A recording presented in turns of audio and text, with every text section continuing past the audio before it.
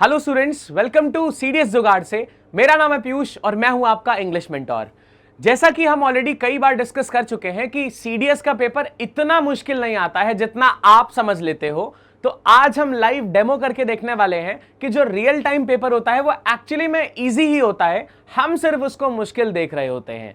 जो भी चीजें आपने पढ़ी हैं, कुछ एक्सेप्शनल रूल्स हो सकते हैं जो शायद आपको सीखने पड़े, बट उसके बेसिस पे आप आसानी से पेपर को सॉल्व कर पाओगे। तो चलिए शुरू करते हैं और देखते हैं कैसे पेपर, जो रियल टाइम पेपर होता है, आज मैंने लिया 2017 का सेट ए और इसको हम आपके सामने सॉल्व करके देखेंगे कि कैसे पेपर एक्चुअली में आसान ही होता है, बस सिर्फ दिमाग का फेर होता है। चलिए शुरू करते हैं, देखते हैं फर्स्ट क्वेश्चन कौन सा है। This is set A of 2017 CDS. ठीक है, चलिए देखते हैं पहला क्वेश्चन कौन सा है। ये इंस्ट्रक्शंस है, ये आप पढ़ लीजिएगा। हर पेपर के पहले इंस्ट्रक्शन से शुरू होते ही हैं। सबसे पहला क्वेश्चन आएगा ordering of words in a sentence. हमने सीखा था PQRS के कई सारे फॉर्म्स हो सकते हैं, इसमें भी PQRS का एक फॉर्म है जिसमें क्या है, PQRS में एक ही सेंटेंस है जिसको 4 पार्ट्स में डिवाइड किया गया है। अब इन 4 पार्ट्स को अलग अलग अंडरलाइन किया गया है। आपको 4 ऑप्शंस दिए हैं, आपको बताना है इसको अंडरस्टैंड करके कि कौन से वाले ऑर्डर में अगर ये अरेंज हो जाएंगे तो इनका मीनिंग प्रॉपर निकल पाएगा। बहुत आसान क्वेश्चंस होते हैं, ट्रिक्स थे, हम इनको कैसे बहुत कम टाइम में सॉल्व कर सकते हैं, चलिए इसको सीखते हैं। तो इसके डायरेक्शंस अगर हम पढ़ ले, in each of the items in this section there is a sentence of which some parts have been jumbled up. You are required to rearrange these parts which are labeled P, Q, R and S to provide the correct sentence. Choose the proper sequence and mark in your answer sheet accordingly. सीधा सीधा सा आप इसको read करिएगा, उसके बाद आपको देखना है इसका जो अरेंजमेंट है वो एक्चुअली में कैसा होना चाहिए जिससे आपको इसका प्रॉपर मीनिंग समझ आ जाए। ठीक है, तो चलिए इसको देखते हैं। ये कह रहा है he almost plan the entire strategy of operation single handed. ठीक है, ये ऐसे ही ऑलरेडी थोड़ा सा ठीक लग रहा है, लेकिन ऑप्शंस में क्या क्या अवेलेबल है उसी हिसाब से हमको अरेंजमेंट करना पड़ेगा। तो PQRS वाला ऑप्शन तो यहाँ पे अवेलेबल है ही नहीं, आई गेस। RSPQ है, PRQS है, SQRP है और QPSR है। तो चलिए एलिमिनेशन के बेसिस पे देखते हैं कि कैसे हम इसको एग्जैक्टली कर सकते हैं। ध्यान से समझिए इस चीज को। देखो, अगर मैं यहां पे Q से स्टार्ट करता हूं, यानी ऑलमोस्ट से स्टार्ट करता हूं, प्रॉब्लम ये आ जाएगी कि अगर मैंने ऑलमोस्ट से स्टार्ट किया तो कहीं पे भी ही नहीं आ पाएगा, इसलिए इस सेंटेंस को आप ऑलमोस्ट से शुरू नहीं कर सकते। तो Q वाला ऑप्शन तो यहां से बाहर हो जाएगा। सो D ऑप्शन यहां से बाहर हो चुका है। प्लान द एंटायर स्ट्रैटेजी, किसने प्लान किया नहीं मालूम, मतलब R से शुरुआत नहीं हो सकती, तो R वाला ऑप्शन हमारे पास था, A भी बाहर हो गया। समझ रहे हो, देखो कितना आसान है।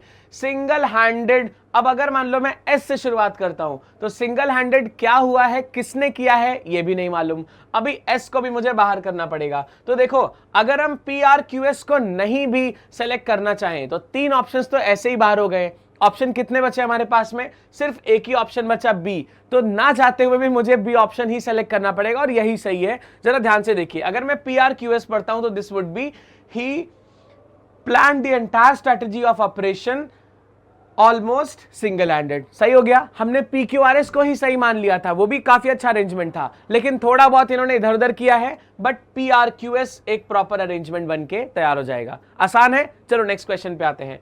सेकंड देखते हैं। It is a fact that rice is one of the most prolific than almost any other crop yielding a greater return per acre of food crops.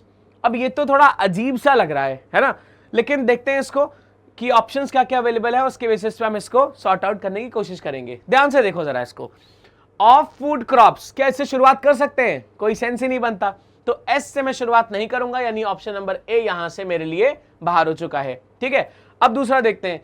Yielding a greater return पर एकड़, कौन सी चीज yield कर रही है नहीं मालूम, मतलब शुरुआत करने के लिए हमेशा क्या चाहिए, सब्जेक्ट की जरूरत पड़ेगी। सब्जेक्ट R में है नहीं, तो R वाले भाई साहब भी यहां से बाहर चले गए। ठीक है, चलो Q से देखते हैं। Than almost any other crop, than का मतलब होता है कंपेयर करना, तो जब भी कोई चीज की बात होगी या 2 चीजों की बात होगी तभी आप कंपेयर कर सकते हैं।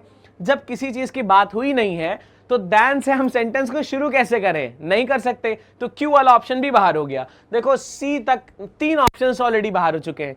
अब नहीं चाह रहा हूं अगर मैं ऑप्शन डी सेलेक्ट करना, तो क्या मेरे पास कोई और ऑप्शन बचता है? नहीं बच रहा। तो मुझे ना चाहते हुए भी ऑप्शन नंबर डी पे ही आना पड़ेगा, क्योंकि 3 तो एलिमिनेट कर दिए। जरा देखते हैं इसका अरेंजमेंट पढ़ के। ये कह रहा है PSRQ, it is a fact that rice is one of the most prolific, फिर आता है S ऑफ फूड क्रॉप्स, फिर आता है R yielding a greater return पर एकड़, फिर आता है Q than almost any other crop। बिल्कुल परफेक्ट है ये।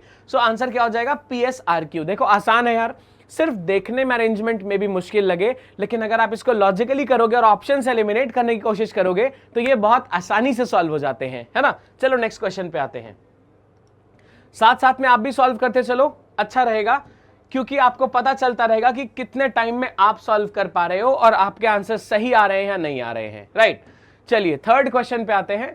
थर्ड क्वेश्चन में स्टार्टिंग हो रही है up to the end of the 18th century not only because it was often fatal। क्या ऐसा शुरुआत कर सकता है कभी भी? ये बड़ा अजीब सा है। Smallpox was a particularly dreaded disease।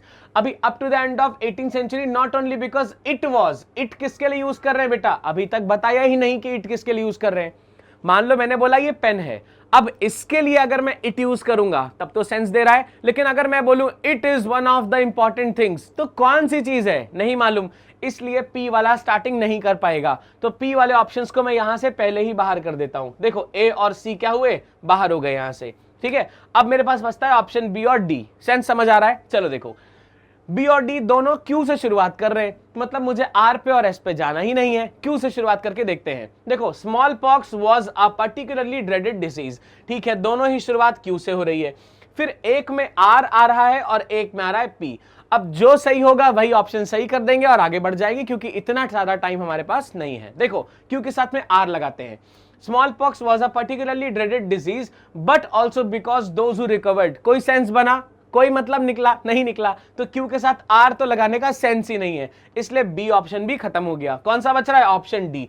क्या हो जाएगा? क्यू पी आर एस, सीधा सीधा आंसर आ गया। देखो क्वेश्चन आसान है, सिर्फ आप कंफ्यूज हो जाओगे तो यहां पे ऐसा लगेगा कि ऑप्शन बी ले सकता हूं कि डी ले सकता हूं, यही कंफ्यूजन है बस, समझ गए। चलो आगे बढ़ते हैं, क्वेश्चन नंबर 4 पे आते हैं।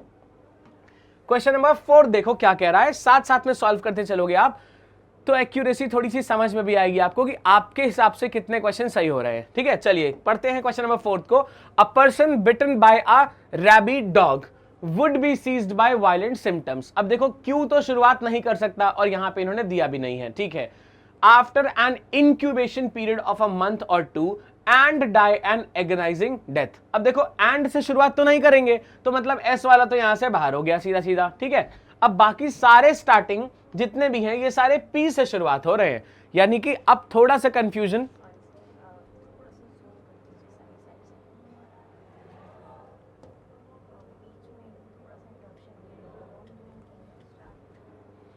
रिस्टार्ट, ठीक है मैम कर लेता हूं। उसमें हो क्या गया मतलब एक्चुअली?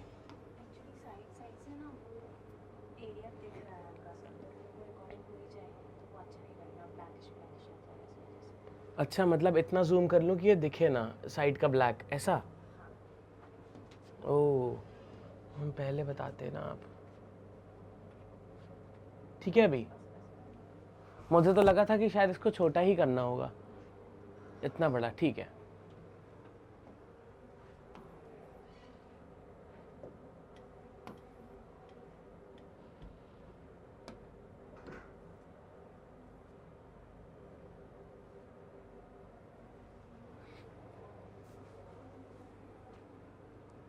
हेलो सर,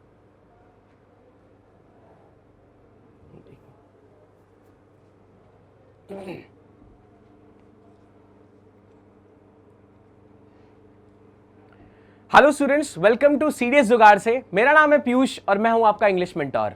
बहुत ज्यादा हाइप बना हुआ होता है कि सीडीएस का पेपर बहुत मुश्किल होता है, इसको सॉल्व करना थोड़ा मुश्किल होता है, या फिर चीजें आती होंगी फिर भी आप नहीं कर पाओगे, ऐसे बहुत सारे मिथ्स हैं। तो आज रियल टाइम 2017 का सेट ए सॉल्व करने वाला हूं आपके सामने, तो देखिएगा आप और साथ साथ में सॉल्व भी करते चलिएगा। आपको समझ आ जाएगा एग्जैक्टली कैसे हमको ऑप्शंस एलिमिनेट करके सही ऑप्शंस तक पहुंचना है। दूसरी चीज, जो हमने ऑलरेडी पढ़ी हुई चीजें हैं उनको कैसे अप्लाई करना है क्वेश्चंस में, ठीक है। तो ये जो हाइप क्रिएट हुआ है, ये जो हवा बनाया हुआ है कि बहुत मुश्किल पेपर होता है, टाइम बहुत कम मिलता है इसलिए नहीं हो पाता है, तो ऐसा कुछ भी नहीं है, ये सब सिर्फ हाइप है। आसानी से आप पूरा पेपर सॉल्व कर सकते हो, साथ में सॉल्व करेंगे और सीखते भी चलेंगे। सो इस बार मैंने लिया है सेट ए, लिया है मैंने 2017 का, साथ साथ में सॉल्व करते चलिएगा और सीखेंगे कैसे कम टाइम में हम चीजों को सॉल्व कर लेते हैं। चलिए तो शुरू करते हैं फर्स्ट क्वेश्चन से। यहां पे कुछ डायरेक्शंस होते हैं, इनको आपको पढ़ना है प्रॉपर्ली, कैसे आपको आंसर्स मार्क करने हैं और रीराइटिंग नहीं करनी है, ये कुछ डायरेक्शंस होते हैं यहां पे।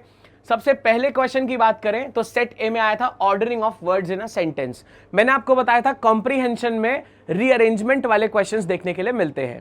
रीअरेंजमेंट का मतलब होता है 5 सेंटेंसेस, 4 सेंटेंसेस आपको उनको अरेंज करना होगा प्रॉपर ऑर्डर में। 4 सेंटेंसेस होंगे वो शफल हुए होंगे और उनका ऑर्डर प्रॉपर मीनिंग नहीं दे रहा होगा।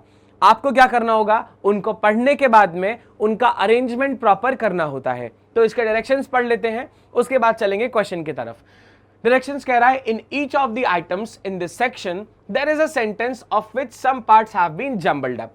अब यहां पे एक सेंटेंस लिखा हुआ आपको दिख रहा है, इस सेंटेंस को देखिए अंडरलाइन कर करके कई सारे पार्ट्स में स्प्लिट किया हुआ है और हर पार्ट को एक नाम दिया है, जैसे P, Q, R और S ऐसे करके नाम दिया है। You are required to rearrange these parts which are labeled P, Q, R and S to produce the correct sentence. Choose the proper sequence and mark in your answer sheet accordingly. कह रहा है कि आप इसको पढ़िए ध्यान से और देखिए कि कौन से हिसाब से अगर आप इसको अरेंज कर दोगे तो इसका मीनिंग बिल्कुल प्रॉपर निकल के आ पाएगा। सिर्फ इतना सा काम करना है, लेकिन कई बार ये प्रॉब्लमैटिक हो जाता है, तो चलिए सीखते हैं कैसे इनको आसानी से कर सकते हैं। ऑप्शंस में आपके पास में 4 ऑप्शंस दिए होते हैं, इनके थ्रू आप वापस जाके इस सेंटेंस का लॉजिक निकाल सकते हो। कई बार आपको लगेगा कि PQRS जैसे लिखा है वैसे ही सही है, लेकिन ऑप्शंस में अगर वैसा नहीं है तो ये थोड़ी सी प्रॉब्लम क्रिएट कर देगा। बट सीखते हैं कैसे हम आसानी से सॉल्यूशन पे पहुंचते हैं। अगर हम सेंटेंस रीड करें, ये कह रहा है he almost planned the entire strategy of operation single handed. काफी सही लग रहा है, ये बिना अरेंज किए ये बहुत प्रॉपर लग रहा है, मतलब इसमें रीअरेंज करने की जरूरत और नहीं भी लग रही है। बट क्या हमारे पास में PQRS जैसा ऑप्शन अवेलेबल है? देखिए PQRS का कोई ऑप्शन अवेलेबल है ही नहीं, मतलब मुझे इसको रीअरेंज तो करना ही पड़ेगा। तो चलिए देखते हैं कैसे कर सकते हैं। मान लेते हैं मुझे ही से शुरुआत करनी है, पॉसिबल है P वाला ऑप्शन, मतलब P से स्टार्टिंग हो सकती है, ठीक है। क्या Q स्टार्टिंग कर सकता है? अगर मान लो मैंने Q से स्टार्टिंग करी या ऑलमोस्ट से स्टार्टिंग करी तो आगे कहीं पे भी ही नहीं लगा सकता मैं, आगे कहीं पे भी ही नहीं आएगा, इसलिए Q से स्टार्टिंग नहीं हो सकती है। तो Q वाला ऑप्शन में यहां से तुरंत भगा दूंगा बाहर, Q वाला भैया लीग से बाहर हो गया। फिर आता है प्लान द एंटायर स्ट्रेटजी। किसी ने प्लानिंग तो करी है, बट किसने करी है नहीं मालूम अभी तक, तो R भी शुरुआत नहीं कर सकता है, तो R वाला ऑप्शन यहां लीग से बाहर हो गया, मतलब A वाले भाई साहब भी बाहर हो गए। फिर आता है S, सिंगल हैंडेड। किसने क्या कर दिया सिंगल हैंडेड नहीं मालूम है। सिंगल हैंडेड का मतलब होता है अपने दम पर या अकेले दम पर, नहीं पता किसने क्या किया है, तो S भी शुरुआत नहीं कर सकता, तो C यहां से बाहर हो जाएगा। अब देखो सिर्फ एक ही ऑप्शन बच रहा है PRQS। अब क्या कोई कंफ्यूजन क्रिएट हो सकती है? कोई सेंस ही नहीं बनता। सो यहां पे A, C और D बाहर हो जाएंगे ऑटोमेटिकली, बच क्या जा रहा है ऑप्शन B PRQS। तो चलिए देख लेते हैं इसको एक बार। He plan the entire strategy of operation almost single handed. समझ आ गया? बिल्कुल परफेक्ट हो जाएगा यहां से। चलिए सेकंड क्वेश्चन पे आते हैं और साथ साथ में आप भी सॉल्व करते चलो, जिससे ये श्योर हो जाए कि आपको भी चीजें समझ आ रही हैं और आप भी इतने ही गिवन टाइम फ्रेम में इसको सॉल्व कर सकते हो। सेकंड क्वेश्चन पे आते हैं, देखते हैं क्या कह रहा है। It is a fact that rice is one of the most prolific than almost any other crop yielding a greater return per acre of the food crops। ठीक है, अब यहां पे हम एलिमिनेट करने का ट्राई करते हैं। देखो ऑफ फूड क्रॉप से शुरुआत नहीं हो सकती, तो एस वाले को एलिमिनेट कर देंगे। एस ऑप्शन में जहां पे भी स्टार्ट कर रहा होगा वो एलिमिनेट हो गया। फिर यहां पे यील्डिंग अ ग्रेटर रिटर्न पर एकड़, क्या चीज यील्ड कर रहा है नहीं मालूम। जैसे मैंने बोला कि इसकी फसल बहुत ज्यादा आउटपुट दे रही है, तो किसी चीज की फसल की बात होनी चाहिए ना, तभी तो आउटपुट देगी। आउटपुट दे रही है बट फसल का जिक्र हुआ ही नहीं है, तो आर भी शुरुआत करने के लिए सक्षम नहीं है। ठीक है, अब आगे देखते हैं।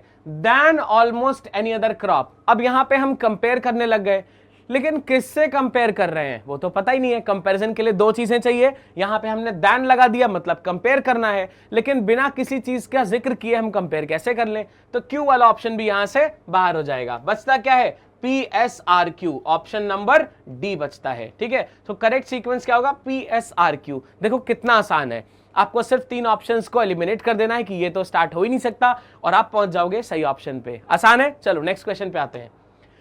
नेक्स्ट क्वेश्चन नंबर 3 है, ये क्या कह रहा है चलिए देखते हैं।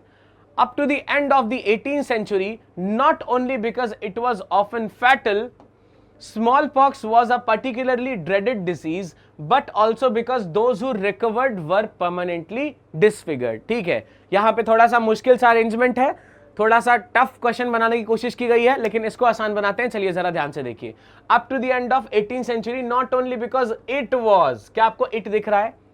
मान लीजिए मुझे इस पेन की बात करनी है, मैंने बोला pen is a useful thing, it is my favourite thing. अब इट मैं कब यूज कर रहा हूं? जब मैंने पेन का जिक्र ऑलरेडी कर दिया है।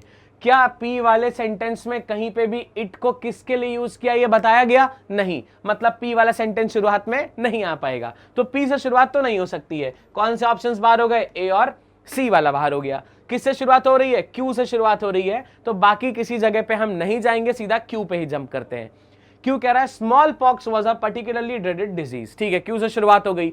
अब क्यू के बाद में हमें क्या लगाना है? देखो एक जगह आर लग रहा है और दूसरी जगह पे पी लग रहा है। चलो एक एक करके देखते हैं कौन सा वाला सूट कर रहा है, उस हिसाब से दूसरा बाहर हो जाएगा और आंसर हमें मिल जाएगा। तो क्यू के साथ अगर मैं आर लगाता हूं, देखो small pox was a particularly dreaded disease but also because those who recovered. अब एकदम से मैं स्मॉल पॉक्स के बारे में बात कर रहा हूं, फिर मैंने कहा लेकिन जो लोग रिकवर हो गए हैं, तो पहले तो इन्फेक्ट होना है तब रिकवर होना है। देखो दो बातें बिल्कुल अलग अलग जोन की हो गई, कहीं से कोई मेल नहीं है। मतलब क्यू के साथ आर लगाओगे तो सेंस नहीं बनेगा। क्या लगाएंगे? क्यू के साथ पी आर और एस। सो क्यू पी आर एस लगाएंगे और आंसर परफेक्टली मिल जाएगा। ठीक है, समझ आ रहा है? आसान है। चलो आगे बढ़ते हैं। आई होप आप भी ऐसे ही कर पा रहे होगे।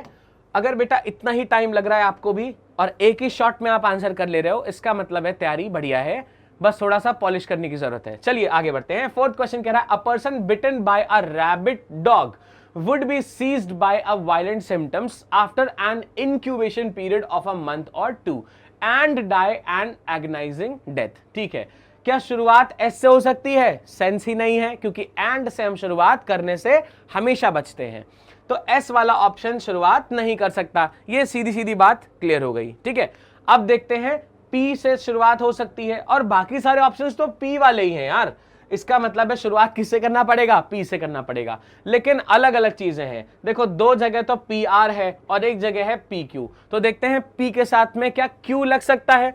अगर नहीं लग सकता मतलब पी आर वाले पे ही बच जाएंगे। पी के साथ क्यू लगा के देखते हैं। A person bitten by a rabid dog would be seized by violent symptoms, तो पी के साथ में क्यू तो लग पा रहा है।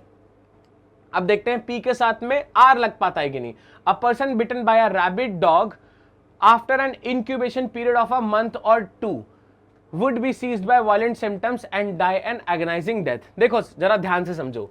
अब ये कह रहा है कि a person bitten by a rabid dog would be seized by violent symptoms. ठीक है, अब अगर मैं पी के साथ में क्यू लगाता हूं, ठीक है, मान लेते हैं, उसके बाद में आर लगाएंगे। After an incubation of a month और 2 and die an agonising death.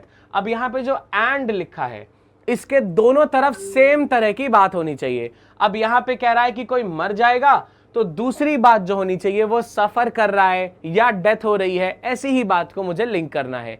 इसीलिए आर इसके साथ में नहीं लग पाएगा, क्यू के साथ में मुझे एस लगाने की जरूरत पड़ेगी। समझ आ रहा है? देखो जरा, क्यू कह रहा है कि इसको वायलेंट सिम्टम्स होंगे और बहुत बुरी मौत वो मर जाएगा। समझ आ गया? बहुत भयानक मौत वो मर जाएगा, तो क्यू के साथ में मुझे एस चाहिए, क्योंकि एंड हमेशा दो सेम तरीके की चीजों को जोड़ता है अपने साथ में। ठीक है, तो इसका मतलब है आर के साथ में एस नहीं आ पा रहा, इसलिए डी को मुझे यहां से हटाना पड़ रहा है बेटा। ठीक है, चलो आगे और रीजन समझते हैं। अब हमारे पास दो ऑप्शंस बचते हैं। कौन से? ए और सी बचता है। पी के साथ में आर तो लगाना ही लगाना है। A person bitten by a rabid dog after an incubation period of a month और 2। ठीक है, पी के साथ में आर दोनों में सेम है। अब एस के साथ में क्यू लगाएं या क्यू के साथ में एस लगाएं? देखो जरा, अगर मान लेते हैं मैंने एस के साथ में क्यू लगाने की कोशिश की, and die an agonising death would be seize, तो क्या एस के बाद में क्यू लगाऊंगा तो कोई सेंस बन पा रहा है? नहीं बन पा रहा। इसका मतलब क्यू के बाद में एस लगेगा, तो सही सीक्वेंस हो जाएगा पी आर क्यू एस। कौन सा ऑप्शन बन रहा है? P R Q S. Option number C बन रहा है और ए बाहर हो जाएगा। क्लियर है? तो कौन से ऑप्शन बाहर हुए? ए, बी और डी बाहर हो गया, ऑप्शन नंबर सी हो जाएगा इसका करेक्ट चॉइस। ठीक है, चलिए नेक्स्ट क्वेश्चन पे आते हैं। आई होप आप भी साथ साथ में करते चल रहे होगे इसको सॉल्व और आपका आंसर भी सही आ रहा होगा। ठीक है, क्वेश्चन नंबर 5 पे आते हैं। The traveller sat down to rest by the road side being very. ठीक है, इसके लिए जरा एक लॉजिक समझिए बेटा, बहुत इंपॉर्टेंट लॉजिक है, इसको ध्यान से देखिए। मान लीजिए मैंने एक स्टेटमेंट लिखा सचिन, मान लीजिए मैंने एक स्टेटमेंट लिखा Sachin comma our captain, OUR captain, फिर कॉमा लगाया, फिर मैंने लिखा स्कोर्ड 50 रन्स। ये एक स्टेटमेंट लिखा मैंने, Sachin comma our captain comma scored 50 runs. ठीक, इस सेंटेंस में दो कॉमा के बीच का जो पार्ट है ये सेंटेंस का अलग सा पार्ट नहीं है। ये जो पार्ट होगा कॉमा के बीच वाला, ये सचिन के बारे में ही बताएगा। फिर से देखो, Sachin comma our captain comma scored 50 runs अगर मैंने लिखा है तो दो कॉमा के जो बीच का पार्ट होगा वो सिर्फ सचिन के बारे में ही बताएगा। ठीक है, तो यानी कि आर कैप्टन को मैं इस सेंटेंस का पार्ट नहीं मानूंगा तो चलेगा, सिर्फ सचिन के बारे में बताने के लिए इसको यूज किया गया है। अब जरा ध्यान से समझिए। अब मान लेते हैं इस वाले पैराजंबल में या इस वाले रीअरेंजमेंट में क्या हुआ है। देखिए, the traveller sat down to rest by the road side being very. अब बीइंग वेरी के बाद में एक कॉमा लगा हुआ है और एक लगा है द ट्रैवलर के बाद में। वेरी का मतलब क्या होता है? बहुत बुरी तरीके से थक जाना। तो अगर मैं सेंटेंस को ऐसा लिखूं, द ट्रैवलर बीइंग वेरी, अब ये ऐसा हो जाएगा the traveller comma being very, WEARY, फिर कॉमा लगा है, मतलब बीइंग वेरी किसके बारे में बता रहा है? ट्रैवलर के बारे में बता रहा है। क्या बीइंग वेरी इस सेंटेंस का पूरा पार्ट माना जाएगा? नहीं, लेकिन बीइंग वेरी किसको बता रहा है? द ट्रैवलर को, और इसके बाद में मैं पूरा सेंटेंस लिख दूंगा। समझ आ रहा है? तो द ट्रैवलर के जस्ट बाद में बीइंग वेरी आ जाएगा, एस वाला पार्ट स्टार्ट करेगा। समझ गए? जो पार्ट अंडरलाइन नहीं है उसको हम अरेंज नहीं करते हैं। तो एस से शुरुआत मैं कर लूंगा। इसके लिए मेरे पास में बी, डी और ए ऑप्शंस देखो सीधा सीधा बाहर हो गए हैं।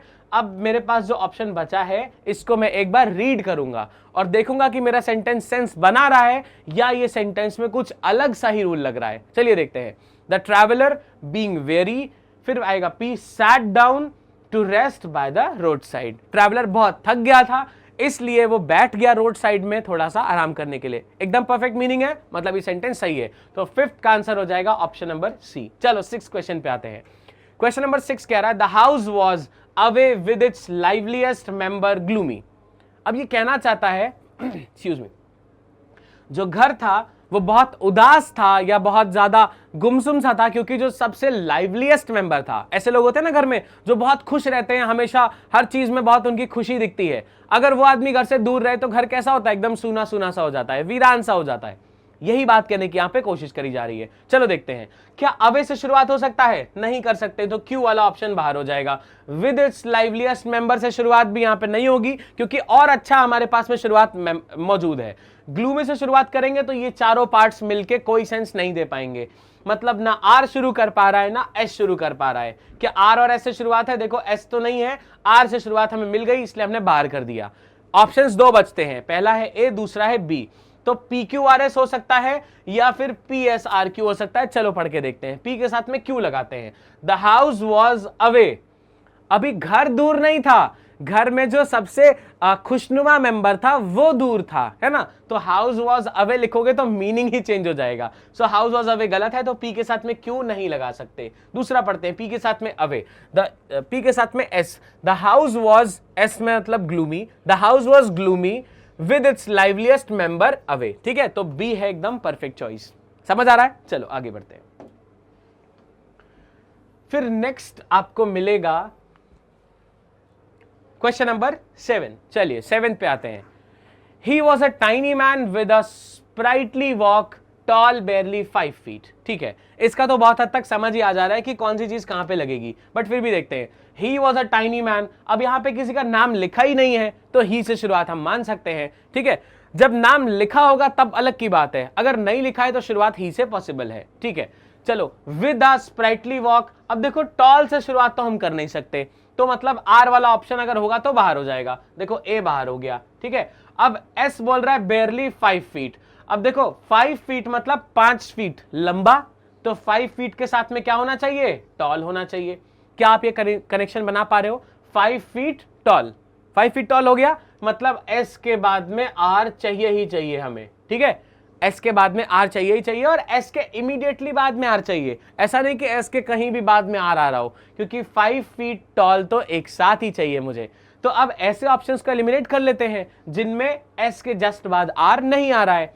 देखो इसमें एस के जस्ट बाद आर आ रहा है, इधर भी आ रहा है, इधर एस के जस्ट बाद आर नहीं आ रहा, तो सी वाला ऑप्शन बाहर हो जाएगा। देखो दो ऑप्शंस तो ऐसे एलिमिनेट हो गए। अब बचते हैं दो, एस आर क्यू पी और पी एस आर क्यू। चलो एस से शुरुआत करके देखते हैं। बेयरली 5 फीट टॉल, फिर Q, with a sprightly walk, he was a tiny man. ये तो कुछ भी ऐसे ही हो गया है ना। अब पढ़ते हैं D, P S R Q, he was a tiny man बेयरली 5 feet tall with a sprightly walk. ये प्रॉपरली बन के आ गया। तो यानी कि बी वाला हटाएंगे, डी वाला हमें ज्यादा सेंस दे रहा है, क्योंकि ये ऐसा लग रहा है कि किसी आदमी को डिस्क्राइब किया जा रहा है। बी वाले ऑप्शन का अगर हम अरेंजमेंट देखें तो ये लग रहा था कि बस सारी बातें कह दी गई हैं किसी भी हिसाब से अरेंज करके, लेकिन जो रीअरेंजमेंट होता है उसमें प्रॉपर अरेंजमेंट होना चाहिए, है ना। तो इसलिए हम डी वाले ऑप्शन पे जाएंगे और इसका सही आंसर हो जाएगा ऑप्शन डी। चलो 8th क्वेश्चन पे आते हैं। क्वेश्चन नंबर 8 कह रहा है, rules and regulations, he cheerfully ignored its demands, a life of unaccustomed to. ठीक है, अब इसको मुझे अरेंज करना है। चलिए देखते हैं इसका अरेंजमेंट किस हिसाब से बन जाएगा। तो यहां पे अरेंजमेंट स्टार्ट हो रहा है P से, Q से, R और S से। अब देखते हैं कौन सा हम अरेंज करने के कॉन्टेक्स्ट से एलिमिनेट कर सकते हैं।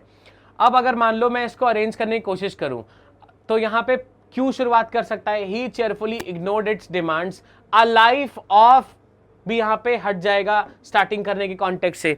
रूल्स एंड रेगुलेशंस स्टार्टिंग तो नहीं कर पाएगा क्योंकि हमारे पास में एक अच्छा स्टार्टिंग कौन सा निकल के आ रहा है, Q वाला भी निकल के आ रहा है, अनअकस्टम्ड टू भी निकल के आ रहा है, अ लाइफ ऑफ ही तो लिख नहीं सकते हैं। तो देखते हैं इसमें कौन सा वाला स्टार्टिंग के लिए हमें अवेलेबल है। सबसे पहले तो ऑप्शंस देख लेते हैं। जब भी कभी ऐसा टेढ़ा मेढ़ा क्वेश्चन आएगा हम क्या करेंगे, हमेशा ऑप्शंस देखेंगे, उसके थ्रू निकालेंगे कौन सा वाला सही आंसर है। ठीक है, चलो देखते हैं। Rules and regulations, he cheerfully ignored its demands, a life of. ठीक है, अब अगर मैं ध्यान से इसको देखूं तो ऑप्शंस में मेरे पास है स्टार्टिंग करने के लिए P, S, Q और Q। क्या मैं Q से शुरुआत कर सकता हूं? Q क्या कह रहा है, he cheerfully ignored its demands. चलो Q से शुरुआत कर सकते हैं, मान लेते हैं। फिर Q के बाद में क्या है, R, he cheerfully ignored its demands, a life of. It's demands मतलब किस चीज की डिमांड की होगी, अ लाइफ ऑफ। अब Q के साथ में अगर मैंने R लगाने की कोशिश की तो ये सेंस नहीं दे पा रहा है, इसका मतलब है Q के साथ में R नहीं लगाऊंगा, Q के साथ में S लगाते हैं। He cheerfully ignored its demands unaccustomed to. ठीक है, फिर R है unaccustomed to a life of rules and regulations. He cheerfully ignored its demands, फिर आता है S अनअकस्टम्ड टू, फिर आता है अ लाइफ ऑफ। अब ये वाली चीज जब मैंने S के साथ R लगाया तो सेंटेंस जब मैं पढ़ूंगा तो कोई मीनिंग ही नहीं निकलेगा। लेकिन रीअरेंजमेंट का ही रूल है कि मीनिंग तो निकलना ही चाहिए, है ना। तो अगर मीनिंग नहीं निकल रहा है मतलब ये अरेंजमेंट गड़बड़ कर दिया मैंने। तो डी वाला ऑप्शन भी हमें प्रॉपर मीनिंग नहीं दे पा रहा है। अब देखते हैं जो बचे हुए दो ऑप्शंस हैं उनमें से क्या मीनिंग निकल के आ पाता है। पहला देखते हैं PQRS। अब PQRS तो हमने ऐसे ही देख लिया कि ये बड़ा अजीब सा अरेंजमेंट था, कुछ नहीं समझ आ रहा है, सिर्फ सारे सेंटेंसेस को साथ में रख दिया गया है। Rules and regulations, he cheerfully ignored the demands, a life of unaccustomed to. क्या टू से हम सेंटेंस को खत्म कर सकते हैं? सेंस ही नहीं है, टू से कभी सेंटेंस खत्म होएगा ही नहीं। तो यहां पे मतलब PQRS जो है वो अरेंजमेंट गड़बड़ है। अब क्या कर सकते हैं, ए वाला ऑप्शन भी यहां से बाहर हो गया, बच कौन सा रहा है, बच रहा है सी वाला ऑप्शन। चलो इसको पढ़ के देखते हैं। SRPQ, एस से शुरुआत करते हैं। Unaccustomed to a life, unaccustomed to a life of rules and regulations, he cheerfully ignored its demands. ठीक है, अब क्या कह रहा है कि ऐसा आदमी जो कभी भी रूल्स रेगुलेशंस में नहीं रहा था, उसने लाइफ में जब बहुत रूल्स रेगुलेशंस आए उस सबको इग्नोर कर दिया। ठीक है, इस हिसाब से ऑप्शन नंबर सी सिर्फ इकलौता ऐसा ऑप्शन है जो थोड़ा बहुत सेंस दे रहा है, इसलिए ऑप्शन नंबर सी के साथ जाना पड़ेगा। अच्छा खासा क्वेश्चन था ये। ठीक है, चलो आगे बढ़ते हैं। नेक्स्ट पे आते हैं, क्वेश्चन नंबर 9 की तरफ चलते हैं और देखते हैं क्वेश्चन नंबर 9 के पास में क्या है हमारे लिए। 9th क्वेश्चन कह रहा है, the man for a moment looked at me and thus emptied my pockets, turned me upside down। अब ये कहना चाह रहा है कि मेरी तरफ एक आदमी था, उसने देखा, मुझे उल्टा कर दिया और मेरी पूरी पॉकेट खाली हो गई। ठीक है, चलो देखते हैं इसको अरेंज करके जल्दी से।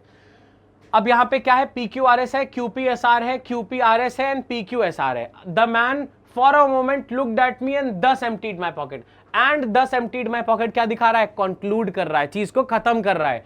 तो आर से शुरुआत तो नहीं हो पाएगी, आर से शुरुआत इन्होंने दी भी नहीं है, चलो बढ़िया है।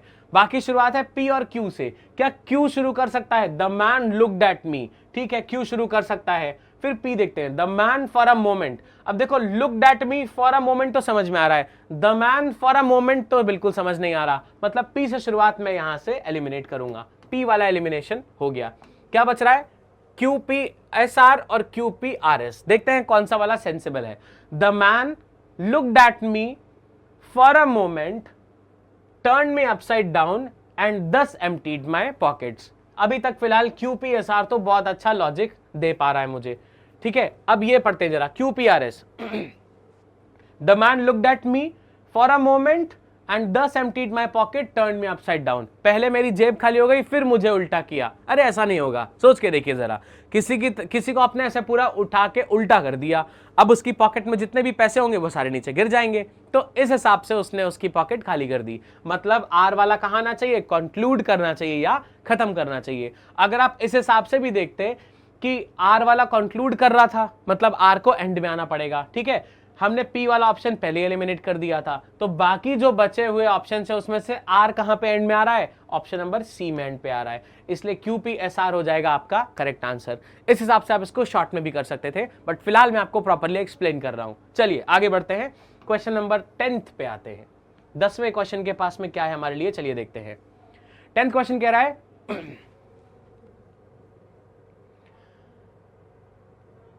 Right, the lady today is visiting us who compose this poem. ठीक है, the lady today is visiting us who compose this poem. काफी आसान सा क्वेश्चन है, इसको पढ़ के ही पता चल जाएगा हमें, ठीक है। So the lady today is visiting us who compose this poem. क्या हम यहां पे द लेडी अस से शुरुआत कर सकते हैं, आर यहां से सीधा बाहर हो गया, तो ए वाला ऑप्शन हमने एलिमिनेट कर दिया। द लेडी इज विजिटिंग, अगर हम क्यू वाले ऑप्शन पे हैं, फिर आगे यहां पे आर आएगा, द लेडी इज विजिटिंग अस, फिर आएगा poem today who compose this poem, ठीक है। तो यहां पे मतलब सी वाला ऑप्शन भी हमें थोड़ा थोड़ा सेंस दे पा रहा है, ठीक है।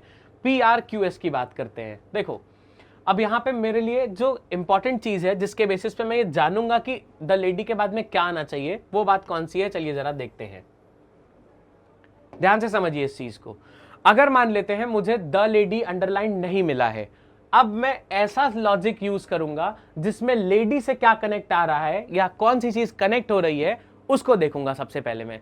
तो लेडी क्या है, द लेडी के साथ टुडे लगा सकते हैं, गलत हो गया, मतलब पी से शुरुआत नहीं करूंगा मैं, बी बाहर हो गया। द लेडी इज विजिटिंग, ठीक है, ये भी हो सकता है। द लेडी अस, आर से शुरुआत नहीं हो सकती, आर वाला ऑप्शन बाहर हो गया है।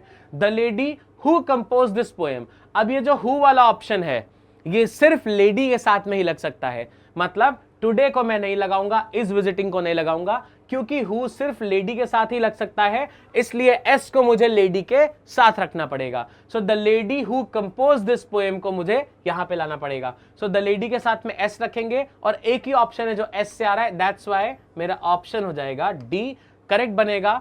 The lady who compose this poem is visiting us today, ठीक है। तो 10th का अरेंजमेंट बनेगा SQRP, क्लियर है। चलो आगे बढ़ते हैं, क्वेश्चन नंबर 11th पे आते हैं।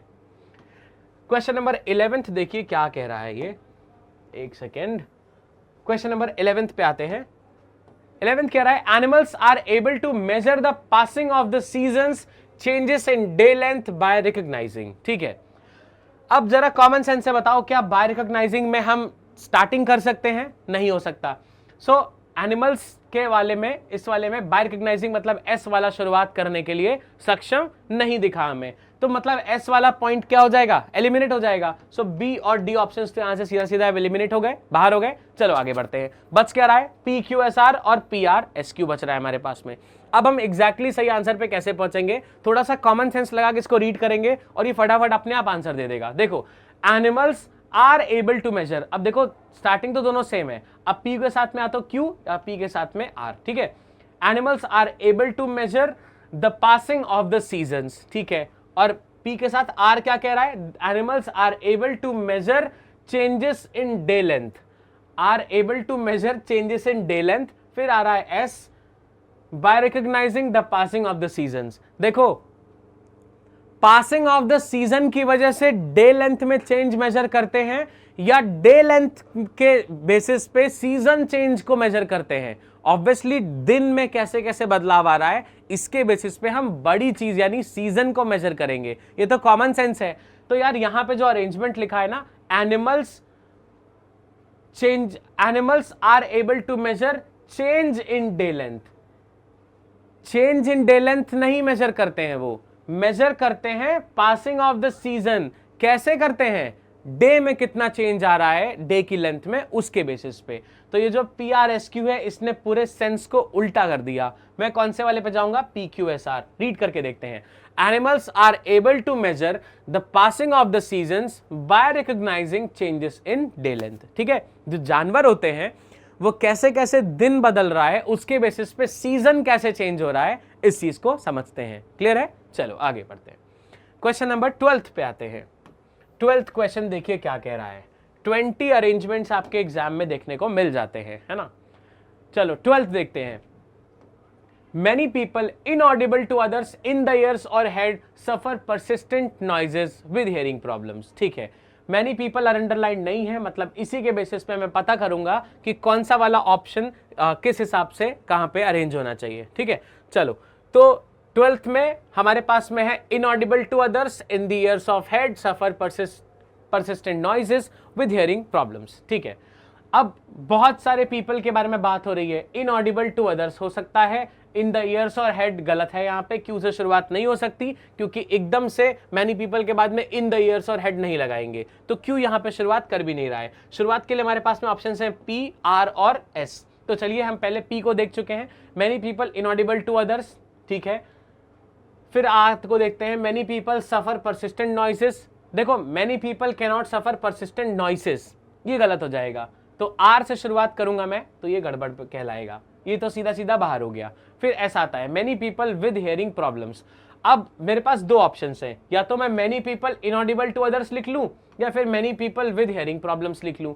जिनको हियरिंग प्रॉब्लम होगी उन्हीं की बात, मतलब वही दूसरों की बात नहीं सुन पाएंगे, या फिर उनको लगेगा कि दूसरों को ज्यादा ऊंचा सुनाई पड़ता है इसलिए और लाउड बोलेंगे। तो पहले मुझे प्रॉब्लम्स के बारे में बात करना पड़ेगा, तब मैं बताऊंगा कि उसके हिसाब से क्या क्या हो रहा है। ये तो कॉमन सेंस है यार। सो मेनी पीपल के साथ में मैं लगाऊंगा एस वाला option. So many people with hearing problems, अभी एस वाला हमारे पास ऑप्शन एक ही है। चलो इसका अरेंजमेंट देखते हैं, S R Q P. Many people with hearing problems suffer persistent noises, ठीक है, एस के साथ में आर आ गया। फिर क्यू देखते हैं, इन द ईयर्स और हेड इनऑडिबल टू अदर्स। बिल्कुल परफेक्ट हो गया ये, है ना, इसमें कोई डाउट ही नहीं रखना। देखो क्या कहना चाह रहा है ये, इसका ऑप्शन सी आंसर हो जाएगा, लेकिन कहना क्या चाह रहा है, देखो बहुत सारे लोग जिनको हियरिंग प्रॉब्लम्स है, वो क्या होता है, वो लगातार आवाज सुनते रहते हैं अपने सिर में और कानों में, है ना, सिर और कानों में उनकी आवाज आती रहती है, वो आवाज दूसरों को नहीं सुनाई पड़ती है, वो सिर्फ उनको ही सुनाई पड़ती है। तो ये वाली प्रॉब्लम के बारे में यहाँ पे जिक्र किया गया है। So it should be many people with hearing problems suffer persistent noises in the years और हेड इनऑडिबल टू अदर्स। तो इसका करेक्ट आंसर हो जाएगा ऑप्शन नंबर सी। चलिए आगे बढ़ते हैं, क्वेश्चन नंबर 13 पे आते हैं। क्वेश्चन नंबर 12 आसान था, इसमें कोई खास मुश्किल नहीं थी, आप आराम से कर सकते थे। चलिए 13 question, researchers found that allergic reactions are brought about in the bloodstream in the 1940s by the liberation of small quantities of a substance called histamine। ठीक है, अब देखते हैं यहां पे किस हिसाब से हम इसको प्रॉपरली अरेंज कर सकते हैं। ठीक है, चलिए रिसर्चर्स के बारे में बात हुई है और ये अंडरलाइन नहीं है, इसलिए हम इसको आसानी से बिल्कुल अलग रख के इसके बारे में सोच सकते हैं। ठीक है, तो रिसर्चर्स अलग हो गया, इसके बारे में देखते हैं आगे कौन सी चीज बोलती है। Researchers found that allergic reactions are brought about, ठीक है, रिसर्चर्स के साथ में पी भी सही हो रहा है। फिर आता है researchers in the blood stream, Q शुरुआत नहीं कर सकता इसलिए बी यहां से बाहर हो जाएगा। रिसर्चर्स ब्लड स्ट्रीम में थोड़ी है ना, तो ये गलत हो जाएगा। रिसर्चर्स इन द 1940s, अब आर भी यहां पे शुरू हो सकता था, आर शुरुआत कर सकता है, कोई बड़ी बात नहीं है, ठीक है। तो RPSQ और RQSP, यहां पे दो ऑप्शंस हमारे पास में ऐसे हैं जो आर से शुरू हो रहे हैं, ठीक है। फिर PSQR, देखो researchers found that allergic reactions are brought about, ठीक है। चलो हम एक बार 13th में पहले PSQR देख लेते हैं, क्या पता यही आंसर हो। अगर ये नहीं हुआ तो हमारे पास दो ऑप्शंस बच जाएंगे। चलिए P के साथ में R, researchers found that allergic reactions are brought about. फिर आता है S, by the liberation of small quantities of a substance called histamine. फिर आता है Q, in the blood stream in the 1940s। अब ये गड़बड़ हो गया यार, ये चीज एकदम मुझे पहले बतानी चाहिए थी, है ना, कि कब कब ये चीज लगी है। और बाकी एस के साथ में अगर आप क्यू लगा रहे हो तो ये चीज थोड़ा सा अरेंजमेंट में मीनिंग दिक्कत कर रहा है, मीनिंग निकालने में, इसलिए एस के साथ में क्यू वाला जो अरेंजमेंट बन के आया है PSQR वाला, ये गड़बड़ है, इसका मीनिंग प्रॉपर निकल के नहीं आ पा रहा है। अब मेरे पास बचते हैं ऑप्शंस ए और सी, अरेंज करके देखते हैं कौन सा वाला प्रॉपर ऑर्डर दे रहा है। रिसर्चर्स के साथ में आर के साथ में पी है और आर के साथ में क्यू है, चलिए देखते हैं। Researchers found that allergic reactions are brought about, ठीक है, रिसर्चर्स ने ऐसा ऐसा फाइंड किया।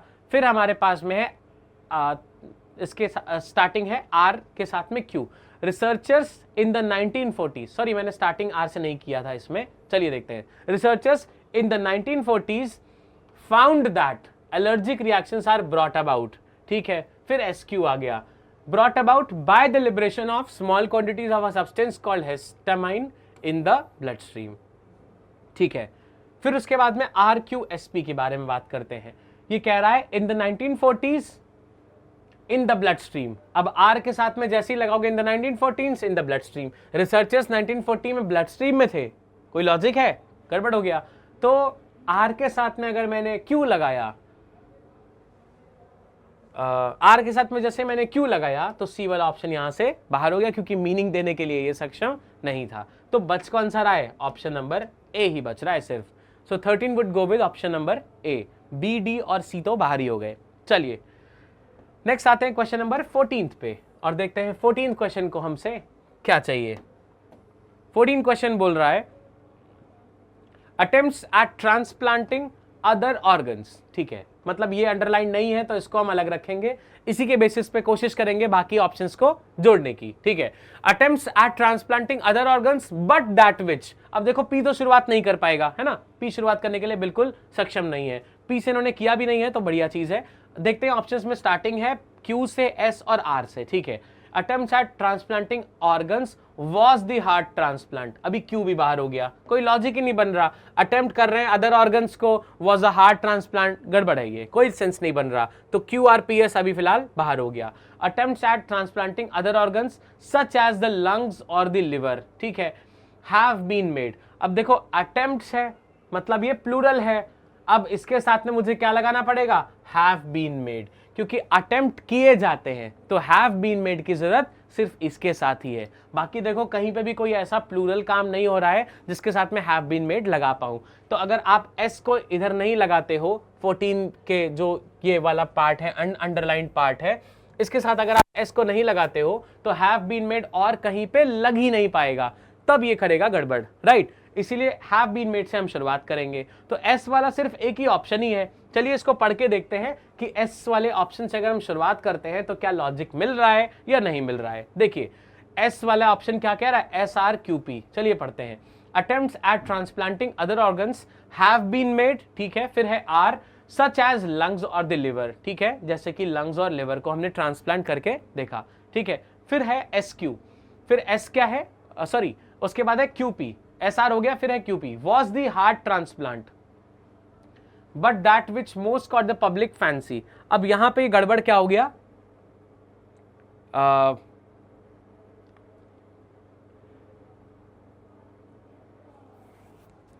फाइन, QP अगर हम बात करें, was the heart transplant but that which most caught on public fancy. अब ये गड़बड़ हो गया, मेरे पास में Q के बाद में P लगाने का कोई सेंस नहीं है, मतलब Q के बाद में P नहीं लग सकता। अब देखो ये कहना क्या चाहता है, attempts at transplanting other organs but that which most caught the public fancy was the heart transplant. अब देखो जो चीज ने पब्लिक को चौंका दिया था वो क्या था, हार्ट ट्रांसप्लांट। मतलब P के बाद में Q आना चाहिए, P के बाद में Q आना चाहिए। लेकिन अगर मैं स्टार्टिंग कर रहा हूं S से तो यहां पे Q के बाद में P आ रहा है, मतलब ये चीज गड़बड़ हो गई, इसलिए A ऑप्शन यहां पे गड़बड़ क्रिएट कर देगा, है ना। तो मतलब A वाला यहां से गड़बड़ है, A नहीं आ सकता। अब A बाहर हो गया। Attempts at transplanting other organ such as the lungs और द लिवर, ठीक है, Q ये वाला स्टार्ट कर रहा था। अब S वाला ऑप्शन तो गड़बड़ हो गया। तो अब क्या कर सकते हैं, देखो attempts at transplanting other organs have been made. अब क्या करना चाहिए, देखो हैव बीन मेड तो अटेम्प्ट्स वाले के साथ ही लगेगा। लेकिन अगर मैं ऐसी बात कर लूं कि ऑर्गन्स के बारे में लिख दूं, उसके बाद में फिर मैं हैव बीन मेड कर दूं, एक ऑप्शन मेरे पास ये बचता है।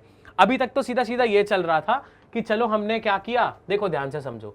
अभी तक क्या चल रहा था कि यहां पे लिखा है अटेम्प्ट्स, जो प्लूरल है, इस हिसाब से हमने एस कर दिया, हैव बीन मेड।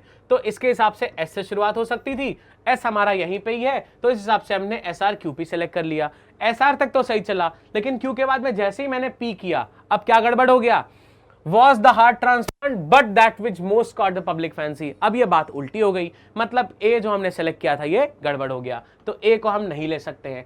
अब हम क्या करेंगे, अब सेंस तो वही है, अभी भी सेंस वही है, करना अभी भी वही है, लेकिन कैसे, देखो अटेम्प्ट्स के बाद में हैव बीन मेड आना चाहिए, ये फिक्स है। लेकिन जिस ऑप्शन में ऐसा किया था वहां पे ऐसा नहीं सेट हो पा रहा है। अब क्या करेंगे, attempts at transplanting other organs. अब अगर मैं अदर ऑर्गन्स जो दिए गए हैं उनको लिखने के बाद में फिर हैव बीन मेड लिख दूं, एक ऑप्शन मेरे पास ये बचता है। तो चलिए करके देखते हैं। Attempts at transplanting other organs, कौन से अदर ऑर्गन्स हैं, सच एज द लंग्स और the liver, have been made. अब एक ऑप्शन ये बचता है, तो इसके साथ में स्टार्टिंग किसकी कर सकता हूं, आर की। आर वाला ऑप्शन कौन सा है हमारे पास में, आर पी एस क्यू है और आर एस पी क्यू है।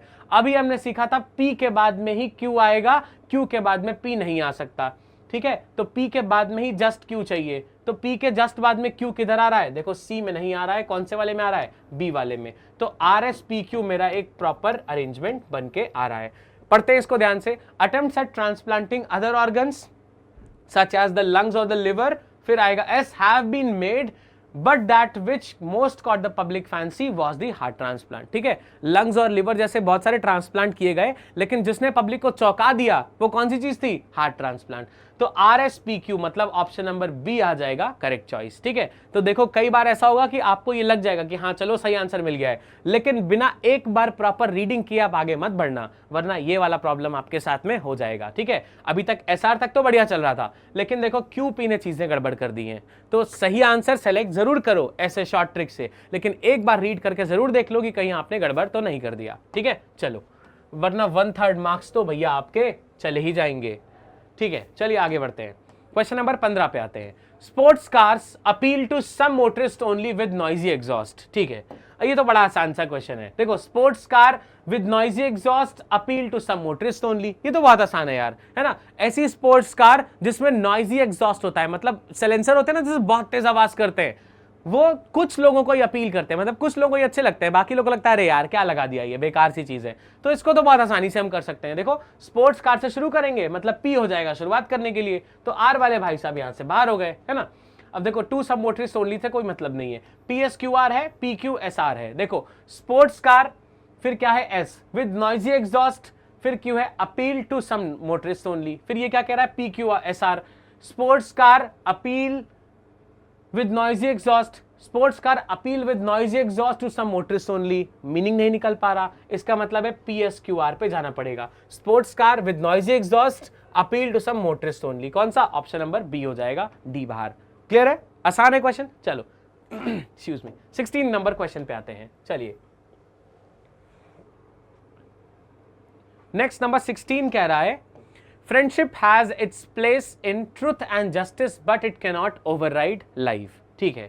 अब यहां पे फ्रेंडशिप हैज इट्स प्लेस, यहां पे अंडरलाइन नहीं है, मतलब इसके साथ कोई छेड़छाड़ नहीं कर सकते हैं, ये ऐसे ही रहना चाहिए, ठीक है। सो फ्रेंडशिप हैज इट्स प्लेस, इतना यहां तक फिक्स है।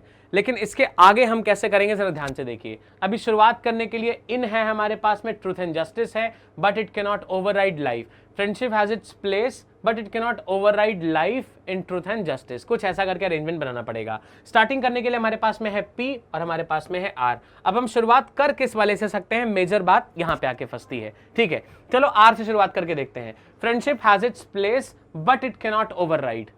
ठीक है, अब यहां पे फ्रेंडशिप की अपनी जगह है लेकिन वो ओवरराइड नहीं कर सकता लाइफ को। तो यहां पे ओवरराइड करने की जब बात ही नहीं हो रही है, मतलब अभी ऐसा कुछ बोला ही नहीं है कि फ्रेंडशिप ऐसा करेगा, है ना, तो जबरदस्ती हम आर से शुरुआत करके इसको जबरदस्ती कंपेयर क्यों करने लग जाए। तो अभी फिलहाल आर वाला ऑप्शन रहने देते हैं, आर वाले ऑप्शन को भी फिलहाल साइड छोड़ते हैं, एलिमिनेट नहीं कर रहे हैं, साइड छोड़ रहे हैं। पहले हम पी वाले प्रेफरेंसेस को देख लेते हैं एक बार। ठीक है, चलो, फ्रेंडशिप हैज इट्स प्लेस, फिर पी से शुरुआत हुआ है इन, फिर आता है क्यू और इधर आता है S. Friendship has its place in, Q कह रहा है इन ट्रूथ एंड जस्टिस, नहीं, friendship has its place in truth and justice तो गलत है, तो पी के साथ में क्यू तो गड़बड़ हो गया। एस लगा के देखते हैं, friendship has its place in life. ठीक है, friendship has its place in life, फिर कह रहा है R but it cannot override truth and justice. ठीक है, फ्रेंडशिप की लाइफ में अपनी जगह है लेकिन ट्रूथ और जस्टिस को ये ओवरराइड नहीं कर सकता। एकदम प्रॉपर अरेंजमेंट है PSRQ। तो बाकी जब मुझे सी वाला ऑप्शन सही मिल गया है, पढ़ के भी देख लिया, लॉजिक लग रहा है, इसका मतलब है बी और डी पे मैं जबरदस्ती टाइम वेस्ट नहीं करूंगा। आसान है, चलो आगे बढ़ते हैं। नेक्स्ट क्वेश्चन नंबर 17 पे आते हैं। साथ साथ में आंसर करते चलो, सॉल्व करते चलो। आप भी रफ कॉपी पेपर लेके बैठा करो जिससे ये सारे क्वेश्चंस आप साथ साथ में सॉल्व करो। इसके बेसिस पे होता ये है कि आपको पता चलता है एग्जैक्टली आपने कौन सा क्वेश्चन सही किया है, और अगर by chance real time paper दे रहे होते तो कितने क्वेश्चन सही हो पाते आपके, ये चीज पता लगना बहुत जरूरी है। ठीक है, 17 देखते हैं। The workaholic often becomes a prisoner of success inadvertently, reaping greater and greater rewards। ठीक है, आसान सा क्वेश्चन है, अरेंजमेंट थोड़ा सा मुश्किल करने की कोशिश की है इन्होंने। चलिए देखते हैं इसको किस तरीके से हम सॉल्व कर सकते हैं। ठीक है, चलो आगे आते हैं। द वर्कaholic ऑफ्टन, पूरा पार्ट इसमें अंडरलाइंड है, इसका मतलब है कोई भी ऐसा पार्ट नहीं जिसको आप ऐसा कनेक्शन लेके स्टार्ट करो या फिर किसी तरीके से कोई हेल्प यहाँ पे करने की कोशिश नहीं की गई है। तो यहाँ पे अगर मैं बात करूं कि पी शुरुआत कर सकता है क्या, द वर्कaholic ऑफ्टन बिल्कुल पी शुरुआत कर सकता है, तो P का मतलब है ऑप्शन नंबर डी से मैं शुरुआत कर सकता हूं। ठीक है, आगे देखते हैं। बिकम्स अ प्रिजनर, मतलब क्यों शुरुआत नहीं करेगा, क्यों यहां पे लिखा भी नहीं है। इनएडवर्टेंटली आर भी शुरुआत कर सकता है क्या, बिल्कुल ऑप्शन हो सकता है आर शुरुआत करे।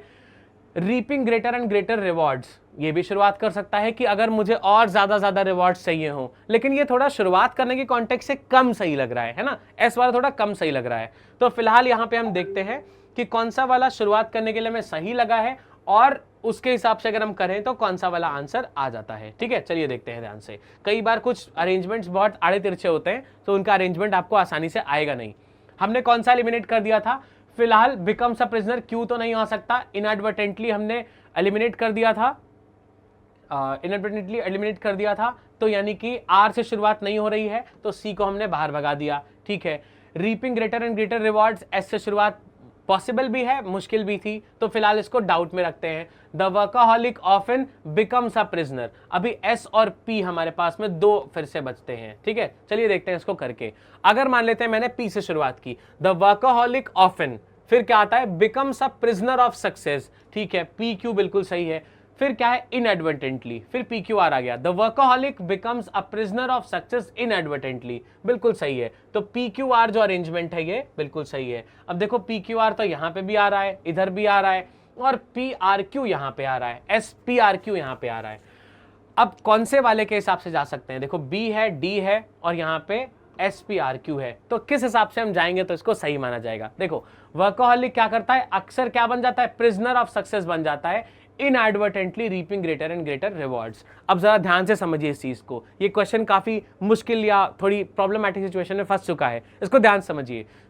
ये कह रहा है कि बहुत ज्यादा रिवॉर्ड लेने के चक्कर में, मतलब जैसे किसी को लगे कि मैं अच्छी बुक्स में भी आ जाऊं, बहुत सारे पैसे भी कमा लूं, हर जगह प्रेजेंट भी रह लूं, ऐसा बहुत सारा काम एक साथ करने के कॉन्टेक्स्ट में जो वर्कaholic होता है, जो खूब सारा काम करता है, दिन रात काम ही करता चला जा रहा होता है, वो क्या बन जाता है, इनएडवर्टेंटली प्रिजनर बन के रह जाता है, सिर्फ मतलब एक कैदी की तरह बन के रह जाता है, या बंधुआ मजदूर जिसको आप बोलते हैं वो बन के रह जाता है। ठीक है, तो reaping greater and greater rewards the workaholic becomes a prisoner of success inadvertently।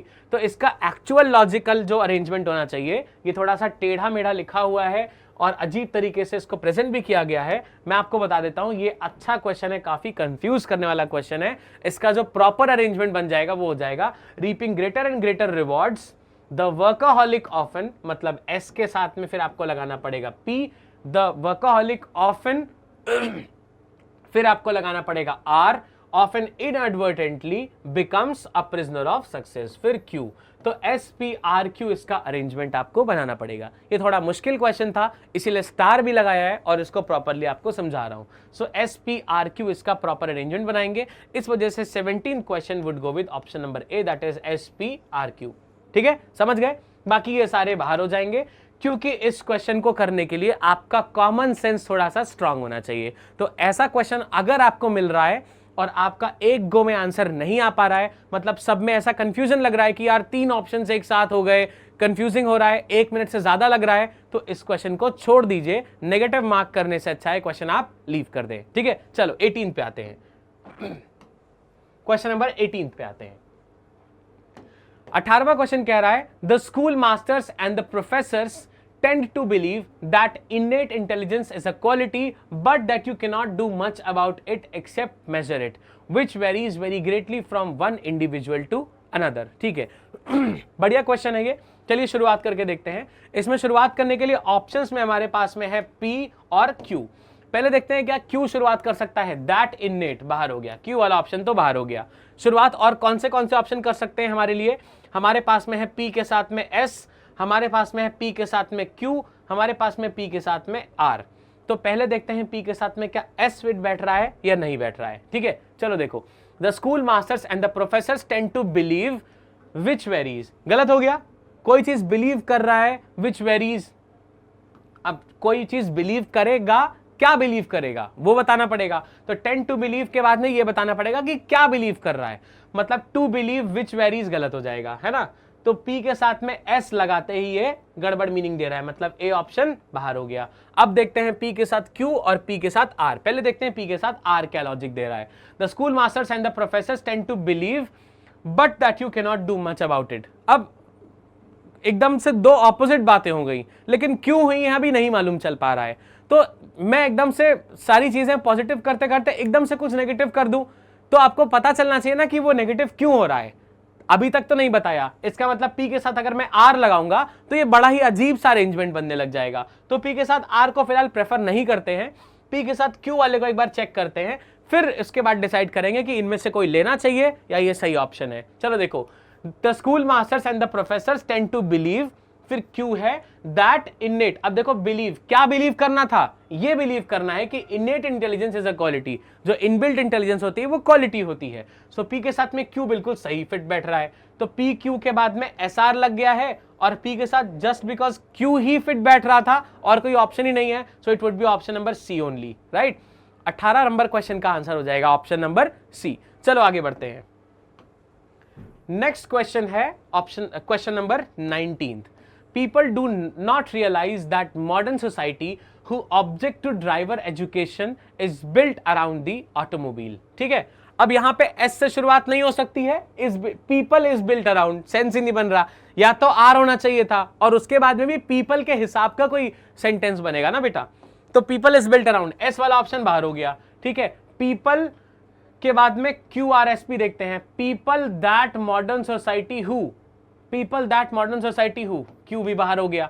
अब यहां पे देखते हैं P के साथ में R, people who object to driver education. अब R बढ़िया है, फिर R ही है, दोनों ऑप्शंस में R है। तो चलो R के साथ में P लगा के देखते हैं और R के साथ में S लगा के देखते हैं कौन सा वाला लॉजिक बना रहा है।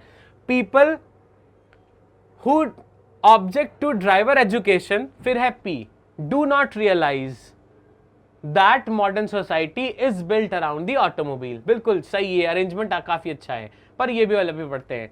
आर के साथ में एस लगाते हैं, people who object to driver education is built around the automobile, गलत हो गया, सी बाहर। कौन सा? Option A. देखो, people who object to driver education is built around, फिर से पीपल के लिए ही इज चला आया, समझ रहे हो। ये जो who object to driver education लिखा है ना, ये बीच का पार्ट हो गया और पीपल के हिसाब से इज को अग्री करना चाहिए, तो यहीं पे ही गलत हो गया। मीनिंग तो बिल्कुल दूर की बात हो गई, मीनिंग तो वैसे ही गलत है, लेकिन इज ही गलत हो गया यहाँ पे, इसलिए पी के साथ एस आर के साथ अगर आपने एस लगाया तो गड़बड़ हो गया काम, इसलिए सी बाहर है। Correct option would be option number A, that is R P Q S.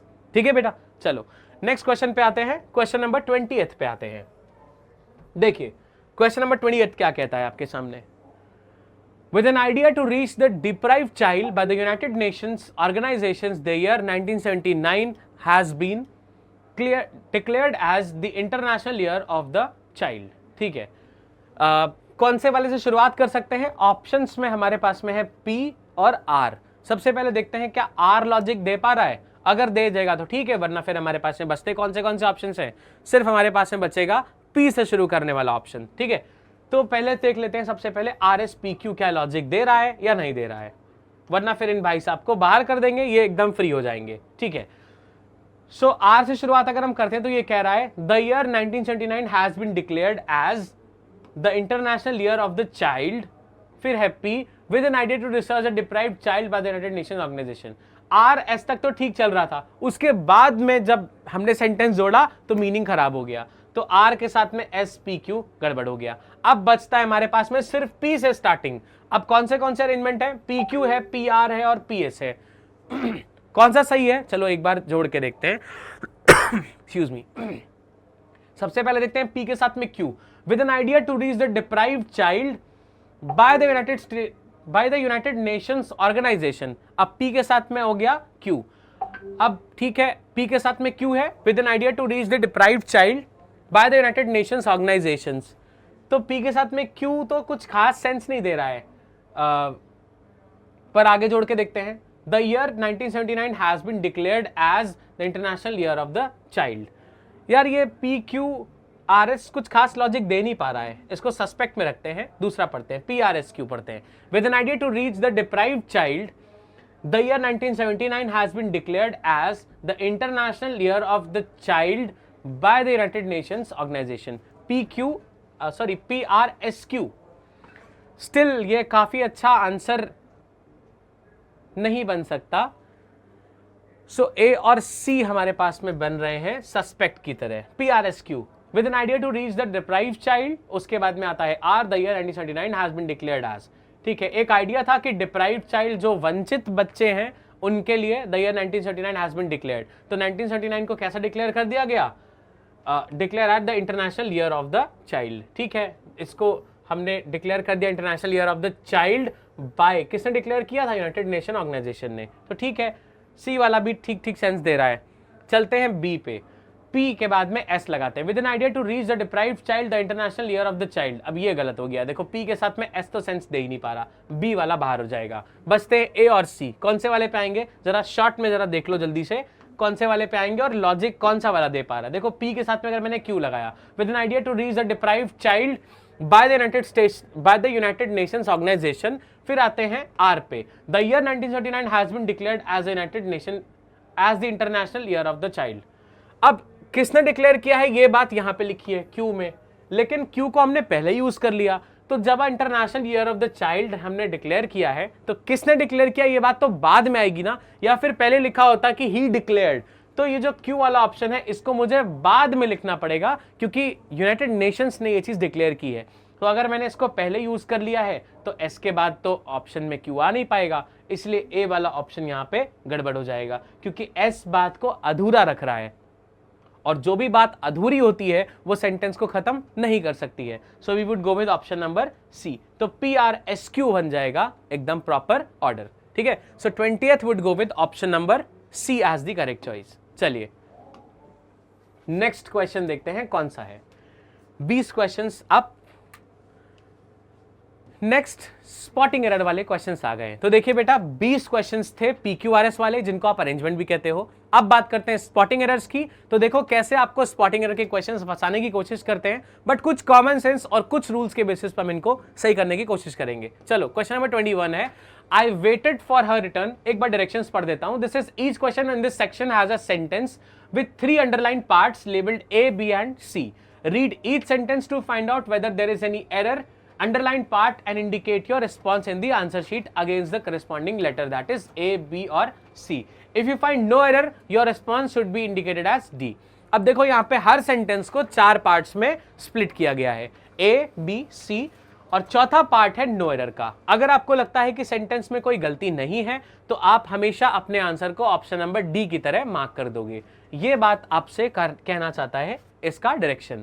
तो पहले क्वेश्चन पे आते हैं। क्वेश्चन नंबर 21 कह रहा है I waited for her return with growing unease, है ना, जैसे किसी का आप इंतजार करो और ऐसा हो जाए कि कोई किसी काम के लिए गया है, वापस आ जाए तो बहुत अनईजी सा लगने लगता है ना, एकदम बेचैनी सी होने लगती है। इस बात को यहां पे लिखा गया है, I waited for her return with growing unease.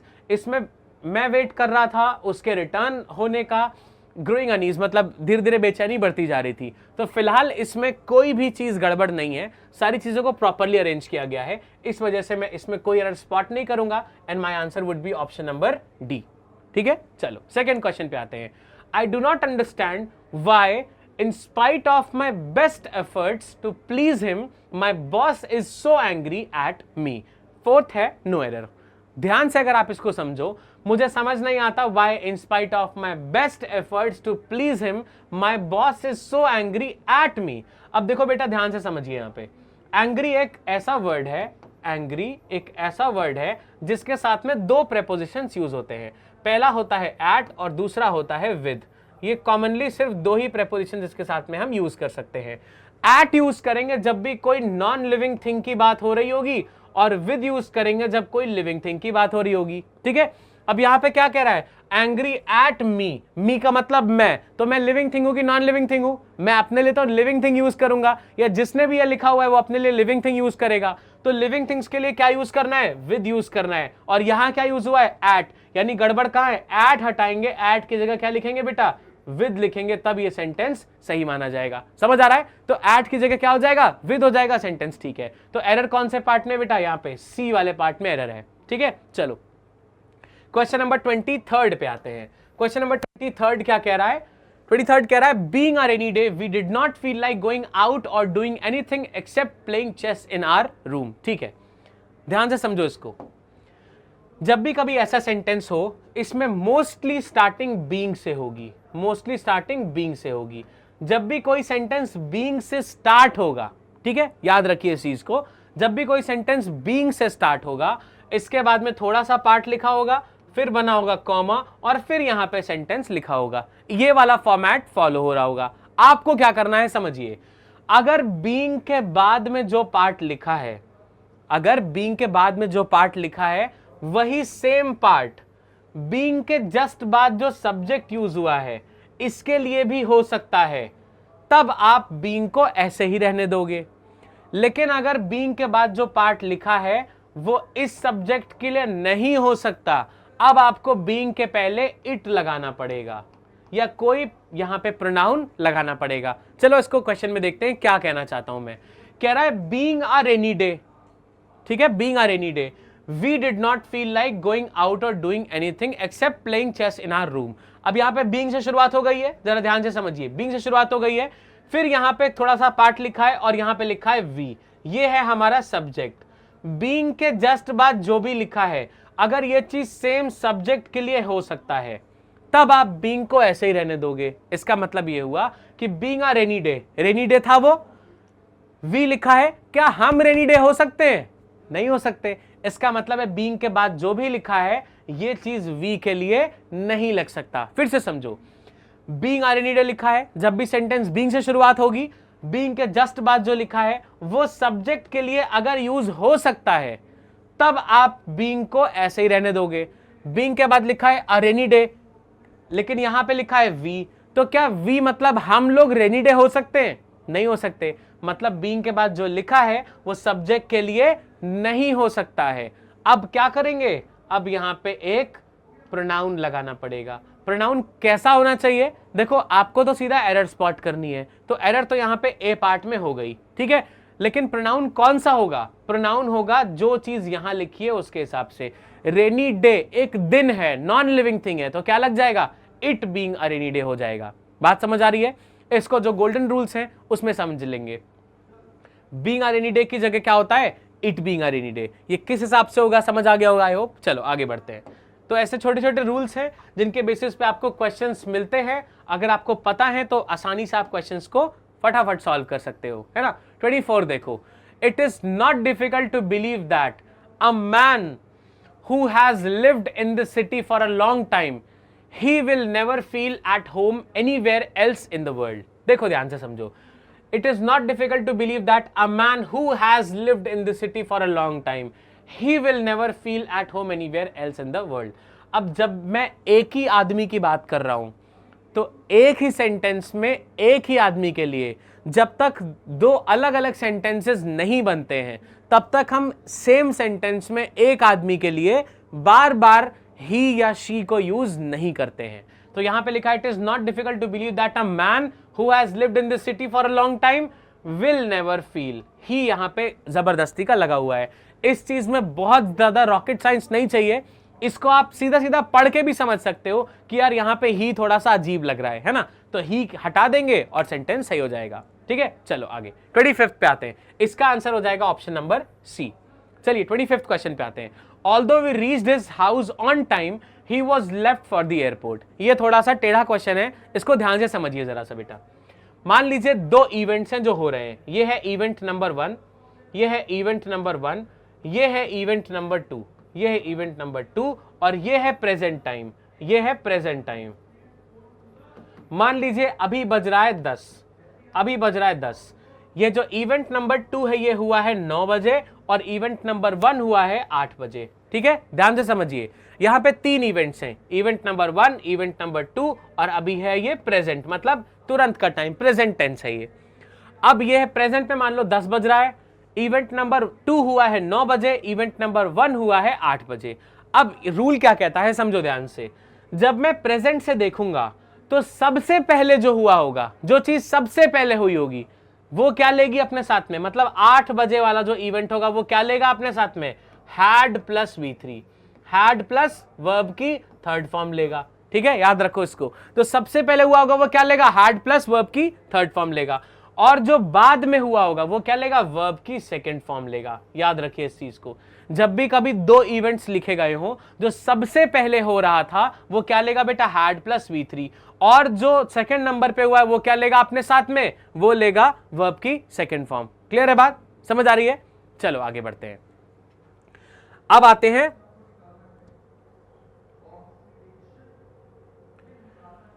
आगे बढ़ते हैं, थोड़ा सा देखते हैं क्वेश्चन नंबर 25 कह क्या रहा था एक्चुअली में। तो ये वाली बात समझ आ गई होगी आपको आई गेस। चलिए 25 पे देखते हैं क्या बोल रहा है। Although we reached his house on time he was left for the airport. अब यहाँ पे गड़बड़ क्या है, हम उसके घर पे पहुंच गए थे टाइम पे, he was left for the airport. अब दो बातें हो रही हैं, हम उसके घर पे पहुंचे और वो एयरपोर्ट के लिए निकल गया था। तो जब हम उसके घर पे पहुंचे थे वो एयरपोर्ट के लिए पहले ही निकल गया था, मतलब ये रहा प्रेजेंट, हम उसके घर पे पहुंचे थे और वो एयरपोर्ट के लिए उससे पहले ही निकल गया था। तो सबसे पहले क्या हुआ था, मतलब 8 बजे वाला इंसिडेंट क्या था, वो एयरपोर्ट के लिए निकल गया था, राइट। तो अब एयरपोर्ट वाले में मैं क्या लगाऊंगा, हैड प्लस V3, और बाकी क्या रहेगा, वर्ब की सेकंड फॉर्म ही रहेगी। तो क्या हो जाएगा, although we reached his house on time, ये वाला पार्ट तो सही है। ही वॉज लेफ्ट की जगह हम क्या लगाएंगे, he had left for the airport. Had plus verb की थर्ड फॉर्म लगाएंगे तब ये क्वेश्चन सही हो पाएगा। आई होप अभी ये क्लियर होगा। चलो 26 नंबर क्वेश्चन देखते हैं। क्वेश्चन नंबर 26 कह रहा है, if a thing is worth doing at all it is worth done well. ये बेटा एक फ्रेज है ना। इस फ्रेज का जो सही फॉर्मेट है वो आपको याद रखना पड़ेगा, तो स्टार लगा दे रहा हूं यहां पे। ये फ्रेज होता है, if a thing is worth doing at all it is worth doing well. यहां पे डन की जगह डूइंग होता है।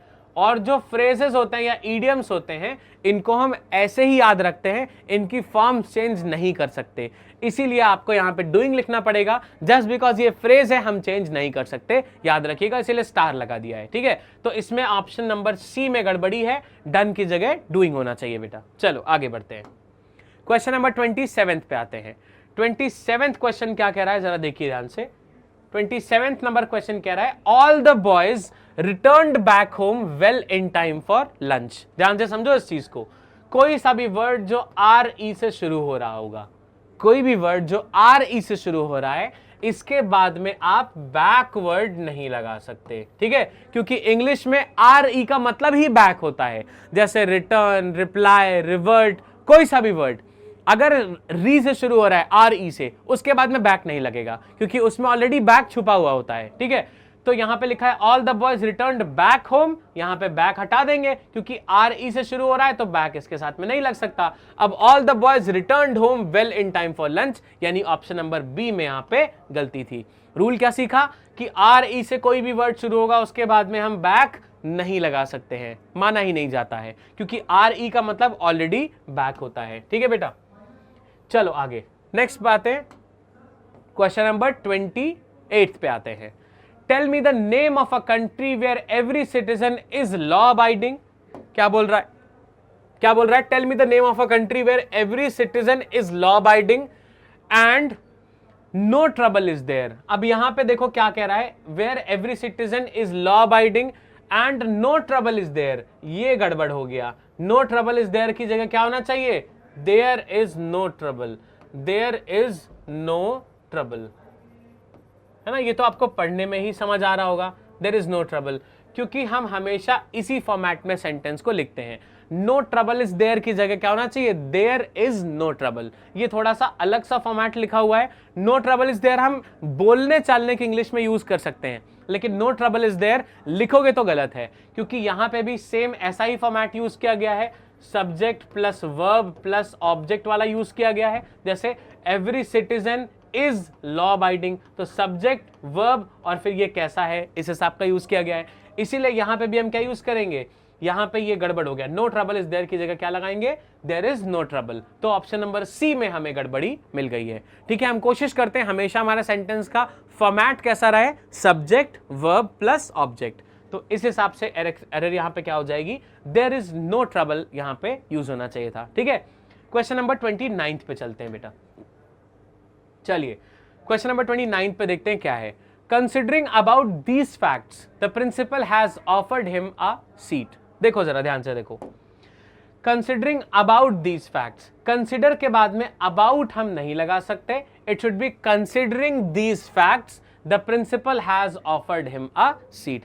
कंसिडर तो किसी चीज को करेंगे, तो कंसिडर के साथ में अबाउट लगाने का कोई सेंस नहीं बनता है, तो कंसिडर के साथ में कभी भी अबाउट नहीं लगा सकते हैं, ठीक है। कंसिडर के साथ में अबाउट नहीं लगा सकते, इफ नहीं लगा सकते, सपोज के साथ में इफ नहीं लगा सकते। ये सब कुछ ऐसे वर्ड्स हैं जो सेम मीनिंग्स देते हैं, इसलिए हम इनको साथ में नहीं रखते हैं। तो इधर पार्ट नंबर ए में हमें गलती मिल जाएगी, ठीक है। चलो आगे बढ़ते हैं, नेक्स्ट क्वेश्चन पे आते हैं, क्वेश्चन नंबर 30 पे। क्वेश्चन नंबर 30 कह रहा है, his friends feel that he will be suspended unless he does not report for duty immediately. जरा ध्यान से देखिए, आसान सा क्वेश्चन है, दो वर्ड्स होते हैं, पहला है अनटिल एंड दूसरा है अनलेस, दूसरा है अनलेस। इनके जस्ट बाद में बेटा जो भी फ्रेज या जो भी पार्ट लिखा होगा सेंटेंस का, अनलेस या अनटिल के जस्ट बाद में जो भी पार्ट लिखा होगा सेंटेंस का, उसमें नेगेटिव वर्ड नहीं लगा सकते आप, उनमें नेगेटिव वर्ड नहीं लगा सकते हैं। इनके जस्ट बाद वाले पार्ट में नेगेटिव वर्ड नहीं लग सकता है। अगर दो सेंटेंसेस को ज्वाइन किया है तो बाद में दूसरे वाले सेंटेंस में लग जाए तो चलेगा, इनके पहले लग जाए तो चलेगा, लेकिन इनके जस्ट बाद में नेगेटिव वर्ड हम नहीं लगा सकते। यहां पे लिखा है unless he does not report, यहां पे डज नॉट जो है ये गलत है, अनटिल ही रिपोर्ट्स लिख देंगे और ये सेंटेंस सही हो जाएगा। तो गलती कहां पे है, पार्ट नंबर सी में यहां पे एरर है बेटा, ठीक है। चलिए नेक्स्ट पे आते हैं, क्वेश्चन नंबर 31 पे आते हैं। देखिए ध्यान से, one of the most interesting feature of travel in Himachal Pradesh is the large number of travellers lodges. देखिए जब भी कभी सेंटेंस वन ऑफ से शुरू हो, याद रख लो इस चीज को, जब भी कभी सेंटेंस वन ऑफ से शुरू होगा, इसके बाद में जो नाउन है वो कैसा होगा, प्लूरल होगा। इसके बाद में जो वर्ब है वो कैसा होगा, सिंगुलर होगा। इसके बाद में जो प्रोनाउन है वो कैसा होगा, सिंगुलर होगा। फिक्स है ये चीज, नाउन कैसा, प्लूरल, वर्ब कैसा, सिंगुलर, प्रोनाउन कैसा, सिंगुलर, याद रखो हमेशा। तो one of the most interesting feature लिखा है यहाँ पे। फीचर क्या है, यहाँ पे नाउन का काम कर रहा है, सब्जेक्ट का काम कर रहा है, तो फीचर कैसा चाहिए मुझे, प्लूरल चाहिए। फीचर कैसा है, सिंगुलर है, इसलिए फीचर की जगह क्या लगाएंगे बेटा, features, FEATURES। One of the most interesting features लिखेंगे तब ये सही माना जाएगा। ठीक है, चलो आगे। तो यहां पे गलती किस पार्ट में बेटा? ए पार्ट में ही गलती है। ठीक है, नेक्स्ट क्वेश्चन पे आते हैं। क्वेश्चन नंबर 32 देखिए क्या कह रहा है। क्वेश्चन नंबर 32 कह रहा है it was raining cats and dogs. ये एक ईडियम है। It was raining cats and dogs, it is raining cats and dogs, इसका मतलब होता है बहुत ज्यादा तेज बारिश होना। ठीक है, तो लिखा है it was raining cats and dogs. अब अगर कोई लिटरल मीनिंग इसका समझे, मतलब कैट्स एंड डॉग्स, बिल्ली कुत्ते गिर रहे हैं, सेंस नहीं बना रहा, लेकिन it was raining cats and dogs एक ईडियम है। तो देखो यहाँ पे दो ईडियम्स को ही इन्होंने सीधा सीधा स्पॉटिंग एरर में कर दिया। मतलब ईडियम्स को याद रखना कितना इंपॉर्टेंट है। देखो, तो it was raining cats and dogs का मतलब होता है बहुत तेज बारिश होना, और ये फॉर्मेट बिल्कुल सही लिखा है, इसमें कोई गलती नहीं है, इसलिए ऑप्शन नंबर डी के साथ जाना पड़ेगा, दैट इज नो एरर। ठीक है, क्वेश्चन नंबर 33 पे आते हैं। ये कह रहा है I prefer this book than that one. ध्यान से समझिए इस चीज को, गड़बड़ करेगा ये। जब भी हम कभी प्रेफर करते हैं या जब भी हम कभी किसी चीज को कंपेयर करते हैं, हमेशा हम क्या लगाते हैं? दैन लगाते हैं। जैसे माय ब्रदर इज, अगर मैं लिखता हूं my brother is braver than, my brother is braver, क्या लगाएंगे? दैन माय फ्रेंड, दैन लगाते हैं। लेकिन बहुत सारे ऐसे प्रोनाउंस होते हैं जिनके बाद, बहुत सारे ऐसे एडजेक्टिव्स होते हैं जिनके बाद में आप दैन नहीं लगा सकते, बिल्कुल अलाउड नहीं होता है। उन एडजेक्टिव्स में से एक एडजेक्टिव प्रेफर भी होता है। ठीक है, तो I prefer this book than that one गलत है, यहां पे दैन की जगह आपको बेटा लगाना पड़ेगा टू। तो ऐसे बहुत सारे एडजेक्टिव्स होते हैं जिनके साथ में आप कभी भी दैन नहीं लगा के हमेशा टू लगा सकते हैं। ऐसे और वर्ड्स में बताता हूं आपको, superior, inferior, junior, anterior, posterior, prefer, prior, ऐसे बहुत सारे एडजेक्टिव्स होते हैं, क्लास में भी हम ये पढ़ चुके हैं। तो I prefer this book to that one use करना पड़ेगा, इसलिए यहां पे गलती का है ऑप्शन नंबर सी में। 34th क्वेश्चन देखते हैं। Their belongings were lost in the fire. ठीक है, बिलोंगिंग्स क्या होता है? जो भी हमारी चीजें होती हैं, अपनी पर्सनल चीजें, उनको बिलोंगिंग्स कहते हैं। अब इंग्लिश में ऐसे बहुत सारी चीजें होती हैं जो हमेशा एक से ज्यादा चीजों को मिला के बनती हैं। अगर मान लो मैं बोलूं सिजर्स, अब सिजर को अगर आप अलग अलग करोगे, दो पार्ट्स में उसको खोल दो तो दो अलग अलग पार्ट्स हो जाएंगे, उसको जोड़ने के बाद वो एक कैंची बनेगी। अगर मैं बोलूं पैंट्स, अब पैंट को अगर बीच से काट दो तो दो अलग अलग पैरों के लिए बन गया। शूज में दो चीजों को जब हम मिलाते हैं तब वो शूज बनता है। ऐसे बहुत सारे वर्ड्स हैं जो हमेशा प्लूरल फॉर्म में ही रहते हैं, उनमें से एक बिलोंगिंग्स भी है। तो बिलोंगिंग्स में से आप कभी भी एस नहीं हटा सकते हैं, बिलोंगिंग्स हमेशा सेम ही तरीके से यूज होगा, और इनके साथ में हमेशा प्लूरल वर्ब ही लगता है क्योंकि ये हमेशा एक से ज्यादा चीजें मिला के ही बनता है। So their belongings were lost in the fire, एकदम सही है, इसमें कोई गलती नहीं है। इस वजह से 34th का answer would be option D. 35 number question को देखते हैं। क्वेश्चन नंबर 35 कह रहा है tell him to take another photograph of the group. ठीक है, tell him to take another photograph of the group, बिल्कुल ठीक है।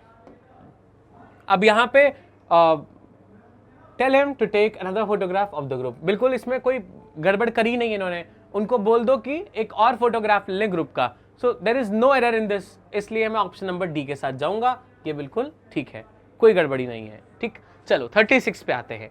आई courteously asked him where was he going but he did not reply। इसको थोड़ा सा ध्यान से समझना पड़ेगा, ये आपको देखने में आसान लग रहा है बट ये थोड़ा सा टेढ़ा करके क्वेश्चन बनाया गया है। जरा ध्यान से समझिए इस चीज को, इस रूल को जरा सा ध्यान से समझिए, बाकी तो मैं आपको क्लास में बताऊंगा ही। देखिए ध्यान से, ये कह रहा है आई courteously asked him where he was going but he did not reply। अब ये कहना क्या चाहता है, जरा ध्यान से समझिए। ये कह रहा है यहां पे गड़बड़ी है, देखो वेयर वॉज ही गोइंग में गड़बड़ है। अब ये क्या गड़बड़ है जरा देखो ध्यान से। अगर मान लो मैं आपसे पूछता हूं हाउ आर यू और क्वेश्चन मार्क, अब ये क्वेश्चन है, इसमें मैंने लगाया इंटेरोगेटिव वर्ड, हेल्पिंग वर्ब और उसके बाद में एक सब्जेक्ट या ऑब्जेक्ट जो भी मान लो ये लगा दिया, ये क्या बन गया क्वेश्चन। इसका आप आंसर दोगे मुझे, हाउ आर यू, आप बोलोगे आई एम फाइन। लेकिन अगर मैं इसको उल्टा कर दूं, अगर मैंने आपसे पूछा हाउ यू आर, अब बेटा ये क्वेश्चन नहीं है, ध्यान से समझो। हाउ आर यू में यहां पे क्वेश्चन वर्ड था, यहां पे हेल्पिंग वर्ब था और यहां पे एक सब्जेक्ट था, ये क्वेश्चन था और लास्ट में क्वेश्चन मार्क लगा था। लेकिन अगर मैंने इसका प्लेस चेंज कर दिया, यू पहले कर दिया, आर बाद में कर दिया, अब ये क्वेश्चन नहीं बचा, अब ये डिस्गस्टिंग हो गया। जैसे मैं आपसे पूछूं हाउ आर यू, मतलब आप कैसे हो, आप आंसर दोगे मैं ठीक हूं। लेकिन अगर मैंने आपसे पूछा हाउ यू आर, मतलब तुम कैसे हो, कितने बेकार, कितने गिरे हुए, अब ये डिस्गस्ट हो गया है ना, मतलब मैं आपको बेकार कह रहा हूं, बिल्कुल ये क्वेश्चन नहीं है। तो जब भी हम कभी इसकी फॉर्मेट चेंज करते हैं, मतलब हेल्पिंग वर्ब और सब्जेक्ट को इधर उधर कर देते हैं, ये क्वेश्चन नहीं बचता है, ठीक। तो सेंटेंसेस में भी कई बार ये वाली चीजें प्रॉब्लम की तरह आती हैं। अगर सेंटेंस में कभी ये वाला फॉर्मेट लिखा होगा, मतलब क्वेश्चन वर्ड, हेल्पिंग वर्ब और सब्जेक्ट, तो लास्ट में क्वेश्चन मार्क होना जरूरी है। अगर लास्ट में क्वेश्चन मार्क नहीं है तो मैं इसकी फॉर्मेटिंग चेंज कर दूंगा, ये रूल याद रखिएगा। आई courteously asked him where was he going। अब देखो यहाँ पे where लिखा है, was लिखा है मतलब हेल्पिंग वर्ब लिखा है, फिर यहाँ पे he लिखा है मतलब सब्जेक्ट हो गया, ये क्या बन गया, क्वेश्चन बन गया। लेकिन क्या लास्ट में क्वेश्चन मार्क दिख रहा है, नहीं दिख रहा है। क्या करना पड़ेगा, where was he going की जगह क्या करेंगे, where he was going करेंगे, तब ये सही बनेगा। तो यहाँ पे गलती क्या है बेटा, यहाँ पे गलती है where was he की जगह क्या लिखेंगे, where he was going। समझ रहे हो बात, समझ आ रही है। So where was he going की जगह क्या लिखेंगे, वेयर ही वॉज गोइंग, और ये सेंटेंस ठीक हो जाएगा, राइट। चलो 37वें क्वेश्चन पे आते हैं। 37वें क्वेश्चन क्या कहने चाह रहा है हमसे, देखिए जरा ध्यान से। The memoranda are on the table, ठीक है। मेमोरेंडा क्या होता है और ऐसे और कौन से वर्ड्स होते हैं जरा देखिए। ऐसे बहुत सारे वर्ड जिनमें यूएम आता है, जैसे बैक्टीरियम, रूल्स में ये पढ़ेंगे बट फिर भी यहाँ पे एक दो वर्ड्स देख लीजिए, जैसे बैक्टीरियम है, पोडियम होता है। पोडियम का मतलब होता है वो जो स्टैंड होता है जिस पे खड़े होकर लेक्चर देते हैं, उसको पोडियम बोलते हैं। बैक्टीरियम है, पोडियम है, डेटम है, DATUM है। ये सारे वर्ड्स देखो UM से खत्म हो रहे हैं, ये सारे वर्ड सिंगुलर हैं। इनका प्लूरल करने के लिए बेटा इस UM को मुझे A बनाना पड़ेगा, मतलब बैक्टीरियम का प्लूरल क्या हो जाएगा, बैक्टीरिया। पोडियम का प्लूरल क्या हो जाएगा, पोडिया। डेटम का प्लूरल क्या हो जाएगा, डेटा, DATA, ठीक है। ये सारे प्लूरल हैं। अब जब ये प्लूरल होंगे तो इनके वर्ब भी प्लूरल लगाने पड़ेंगे। ऐसे ही मेमोरेंडा क्या है बेटा, प्लूरल है, इसका सिंगुलर होता है मेमोरेंडम। मेमोरेंडा का प्लूरल, मेमोरेंडा प्लूरल वर्ड है, देखो जरा, मेमोरेंडम, मेमोरेंडम है सिंगुलर वर्ड, इसका प्लूरल करने के लिए मेमोरेंडम की जगह मेमोरेंडा लिख देंगे। मोमेंटम आपने सुना होगा फिजिक्स में, मोमेंटम सिंगुलर होता है, बहुत सारी शिप का अगर मोमेंटम होगा तो उसको मोमेंटा बोलते हैं, ठीक है। तो ए होने से वो प्लूरल हो जाता है। अब यहां देखो ये मेमोरेंडा लिखा है, ये कैसा है, प्लूरल है, तो वर्ब भी कैसी बनेगी, प्लूरल बनेगी। तो आर प्लूरल ऑलरेडी है, तो the memoranda are on the table बिल्कुल सही है, डी मतलब ऑप्शन नंबर डी हो जाएगा इसका करेक्ट चॉइस, ठीक है। 38 देखो, 38 कह रहा है Nandita asked me if I was working hardly these days। बहुत बढ़िया। देखो दो वर्ड्स होते हैं, एक होता है हार्ड और दूसरा होता है हार्डली। ध्यान से समझो इसको, वरना ये क्वेश्चन में दिक्कत कर देगा। हार्ड का मतलब होता है बहुत ज्यादा, जब बोलते हैं ना बहुत ज्यादा कठिन परिश्रम कर रहे होते हैं, उसको बोलते हैं हार्ड। और हार्डली का मतलब होता है ऑलमोस्ट जीरो। हार्डली का मतलब क्या होता है, ऑलमोस्ट जीरो। तो यहां पे जरा देखो अगर गौर से, तो ये क्या कह रहा है, Nandita asked me if I was working hardly these days, कि मैं क्या इन दिनों, हार्डली का मतलब है ना के बराबर काम कर रहा हूं या हार्ड वर्क कर रहा हूं। तो ऑब्वियसली यहां पे ना के बराबर के लिए तो कोई नहीं पूछता है, क्या पूछना चाहता है, मुश्किल, मतलब मैं बहुत ज्यादा हार्ड वर्क कर रहा हूं, बहुत कठिन परिश्रम कर रहा हूं कि नहीं। तो हार्डली की जगह यहां पे क्या होना चाहिए बेटा, हार्ड होना चाहिए, तब ये सेंटेंस सही बनेगा, ठीक है। तो ऑप्शन नंबर सी यहां पे गड़बड़ है। चलो आगे देखते हैं, क्वेश्चन नंबर 39 पे आते हैं। 39 क्वेश्चन कह रहा है he could not find an answer। ध्यान से देखिए, he could not find an answer। अभी an answer की यहां पे जरूरत नहीं है, he could not find the answer होता है, he could not find the answer। देखो कोई सा भी क्वेश्चन होगा उसका एक स्पेसिफिक आंसर बना होगा, किसी भी क्वेश्चन का कोई सा भी आंसर थोड़ी ले सकते हैं। जैसे मैंने आपसे पूछा व्हाट इज योर नेम, अब इसका आंसर आप ये थोड़ी दोगे the capital of India is Delhi. अब ये आंसर नहीं दे सकते ना, क्योंकि नाम पूछा है तो नाम का आंसर नाम ही देना पड़ेगा। तो जैसा क्वेश्चन उसका एक स्पेसिफिक आंसर बना होता है। अब यहां पे एन आंसर का मतलब हो गया कोई भी आंसर, तो he could not find the answer होना चाहिए, तब ये पर्टिकुलर बनेगा। इसलिए 39 would go with option number C. 40th number question पे आते हैं। नंबर 40 कह रहा है whom you think will be dismissed first। अब देखो यहाँ पे आसान है बट फिर भी काफी कंफ्यूजिंग है। सेंटेंस में whom और who दो तरह के प्रॉब्लम्स क्रिएट होते हैं, ठीक है। अब यहाँ पे एक बात समझ लीजिए, जब भी यहाँ पे whom और who का डिफरेंस आएगा, वैसे तो क्लास में ऑलरेडी डिस्कस चीज है ये, लेकिन सेंटेंस को स्टार्ट करने के लिए हम who को यूज करते हैं। सेंटेंस को स्टार्ट करने के लिए हम who को यूज करते हैं, तो whom यहाँ पे गड़बड़ है, it should B who। Normally तो ये सेंटेंस ऑलमोस्ट सब में फिट हो जाता है। इसके अलावा भी रूल्स होते हैं, मतलब जैसे जब आप ही से रिप्लेस कर पाओ तब हम इस जगह पे हु यूज करते हैं, जब आप हिम से रिप्लेस कर पाओ तब इस जगह पे हम ह्यूम यूज करते हैं। रूल्स में आपको पढ़ाऊंगा, फिलहाल ये जान लीजिए। बेसिकली जब भी सब्जेक्ट के कॉन्टेक्स्ट में बात होती है तो हमेशा सिर्फ हु को यूज किया जाता है, हुम यूज नहीं होता है, ठीक है। इसलिए 40th में ए वाले पार्ट में गलती है, हुम की जगह पे आपको क्या लगाना पड़ेगा, हु लगाना पड़ेगा। 41 नंबर क्वेश्चन पे आते हैं, देखते हैं क्या कहना चाहता है ये। Of the many problems that confront the leaders of the world, none are of grave consequence. देखिए ध्यान से, of the many problems that confront the leaders of the world, none are of great consequence than the problem of saving the normal human race from extinction। ध्यान से देखो, none का मतलब क्या होता है, none का मतलब होता है no one, मतलब एक भी। अब एक भी जब बात हो रही है एक भी की, तो एक के साथ में हम प्लूरल वर्ब लगाएंगे कि सिंगुलर वर्ब लगाएंगे, प्लूरल लगाएंगे।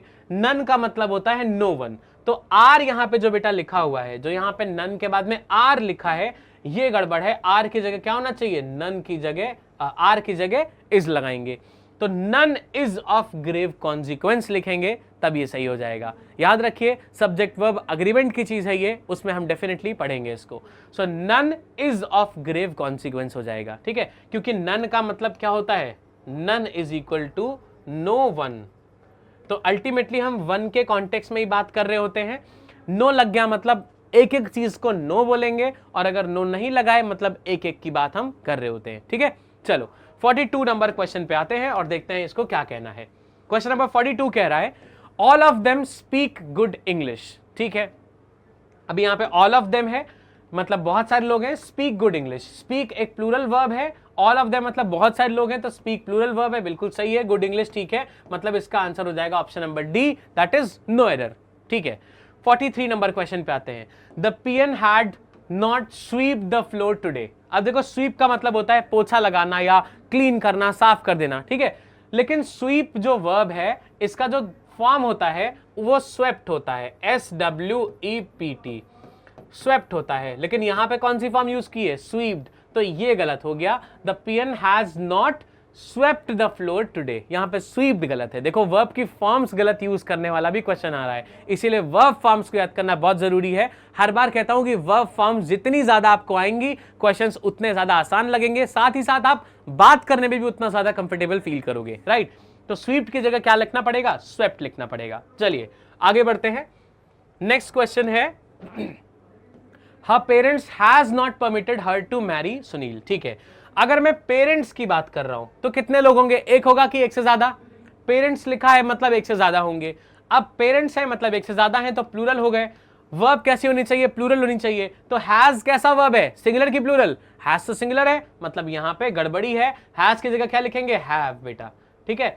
तो her parents have not permitted her to marry Sunil. अब किसी को लग सकता है पेरेंट की बात करें हम, पेरेंट्स की जगह अगर हम पेरेंट कर दें तब भी तो सही हो जाएगा, लेकिन पेरेंट लिखना काफी गलत है, क्योंकि उसके जगह पे सिर्फ फादर या मदर लिखते तब ज्यादा सही होता, ठीक है। तो हम इसको बिल्कुल ही चेंज नहीं कर सकते हैं, इसीलिए हैज की जगह हम हैव करेंगे। तो गलती कहां होगी बेटा, पार्ट नंबर बी में हैज की जगह हैव करना पड़ेगा। 45 नंबर क्वेश्चन पे आते हैं। Emperor Ashoka have conquered Kalinga before he embraced Buddhism. अब देखो एम्परर अशोका कितने लोग हैं, एक आदमी है। हैव की जगह क्या लगा देंगे, हैज लगा देंगे, क्योंकि एम्परर अशोका तो एक ही है, तो वर्ब कैसी चाहिए होगी, सिंगुलर, इसीलिए हैव की जगह हैज चाहिए होगा। 46 नंबर पे देखो, every student should be asked to give their ideas on the subject. जब भी हम कभी सेंटेंस को एवरी से या ईच से शुरू करते हैं जब भी हम कभी सेंटेंस को एवरी या ईच से शुरू करते हैं, हमेशा सारी चीजें सिंगुलर यूज होती हैं, चाहे वो नाउन हो तो भी सिंगुलर, चाहे वो वर्ब हो तो भी सिंगुलर, चाहे वो प्रोनाउन हो तो भी सिंगुलर, ठीक है, हमेशा। तो एवरी स्टूडेंट, देखो ये सिंगुलर है, should be asked to give their, क्या है, प्रोनाउन है, और कैसा है, प्लूरल है, कैसा करना पड़ेगा, सिंगुलर, इसकी जगह क्या लगाएंगे, his ideas on the subject. ठीक है, समझ आ रहा है? तो आज के लिए इतने ही क्वेश्चंस, नेक्स्ट क्लास में कवर करेंगे कुछ और तब तक के लिए अपना ध्यान रखिए एंड चैनल को सब्सक्राइब जरूर करिए। Thank you.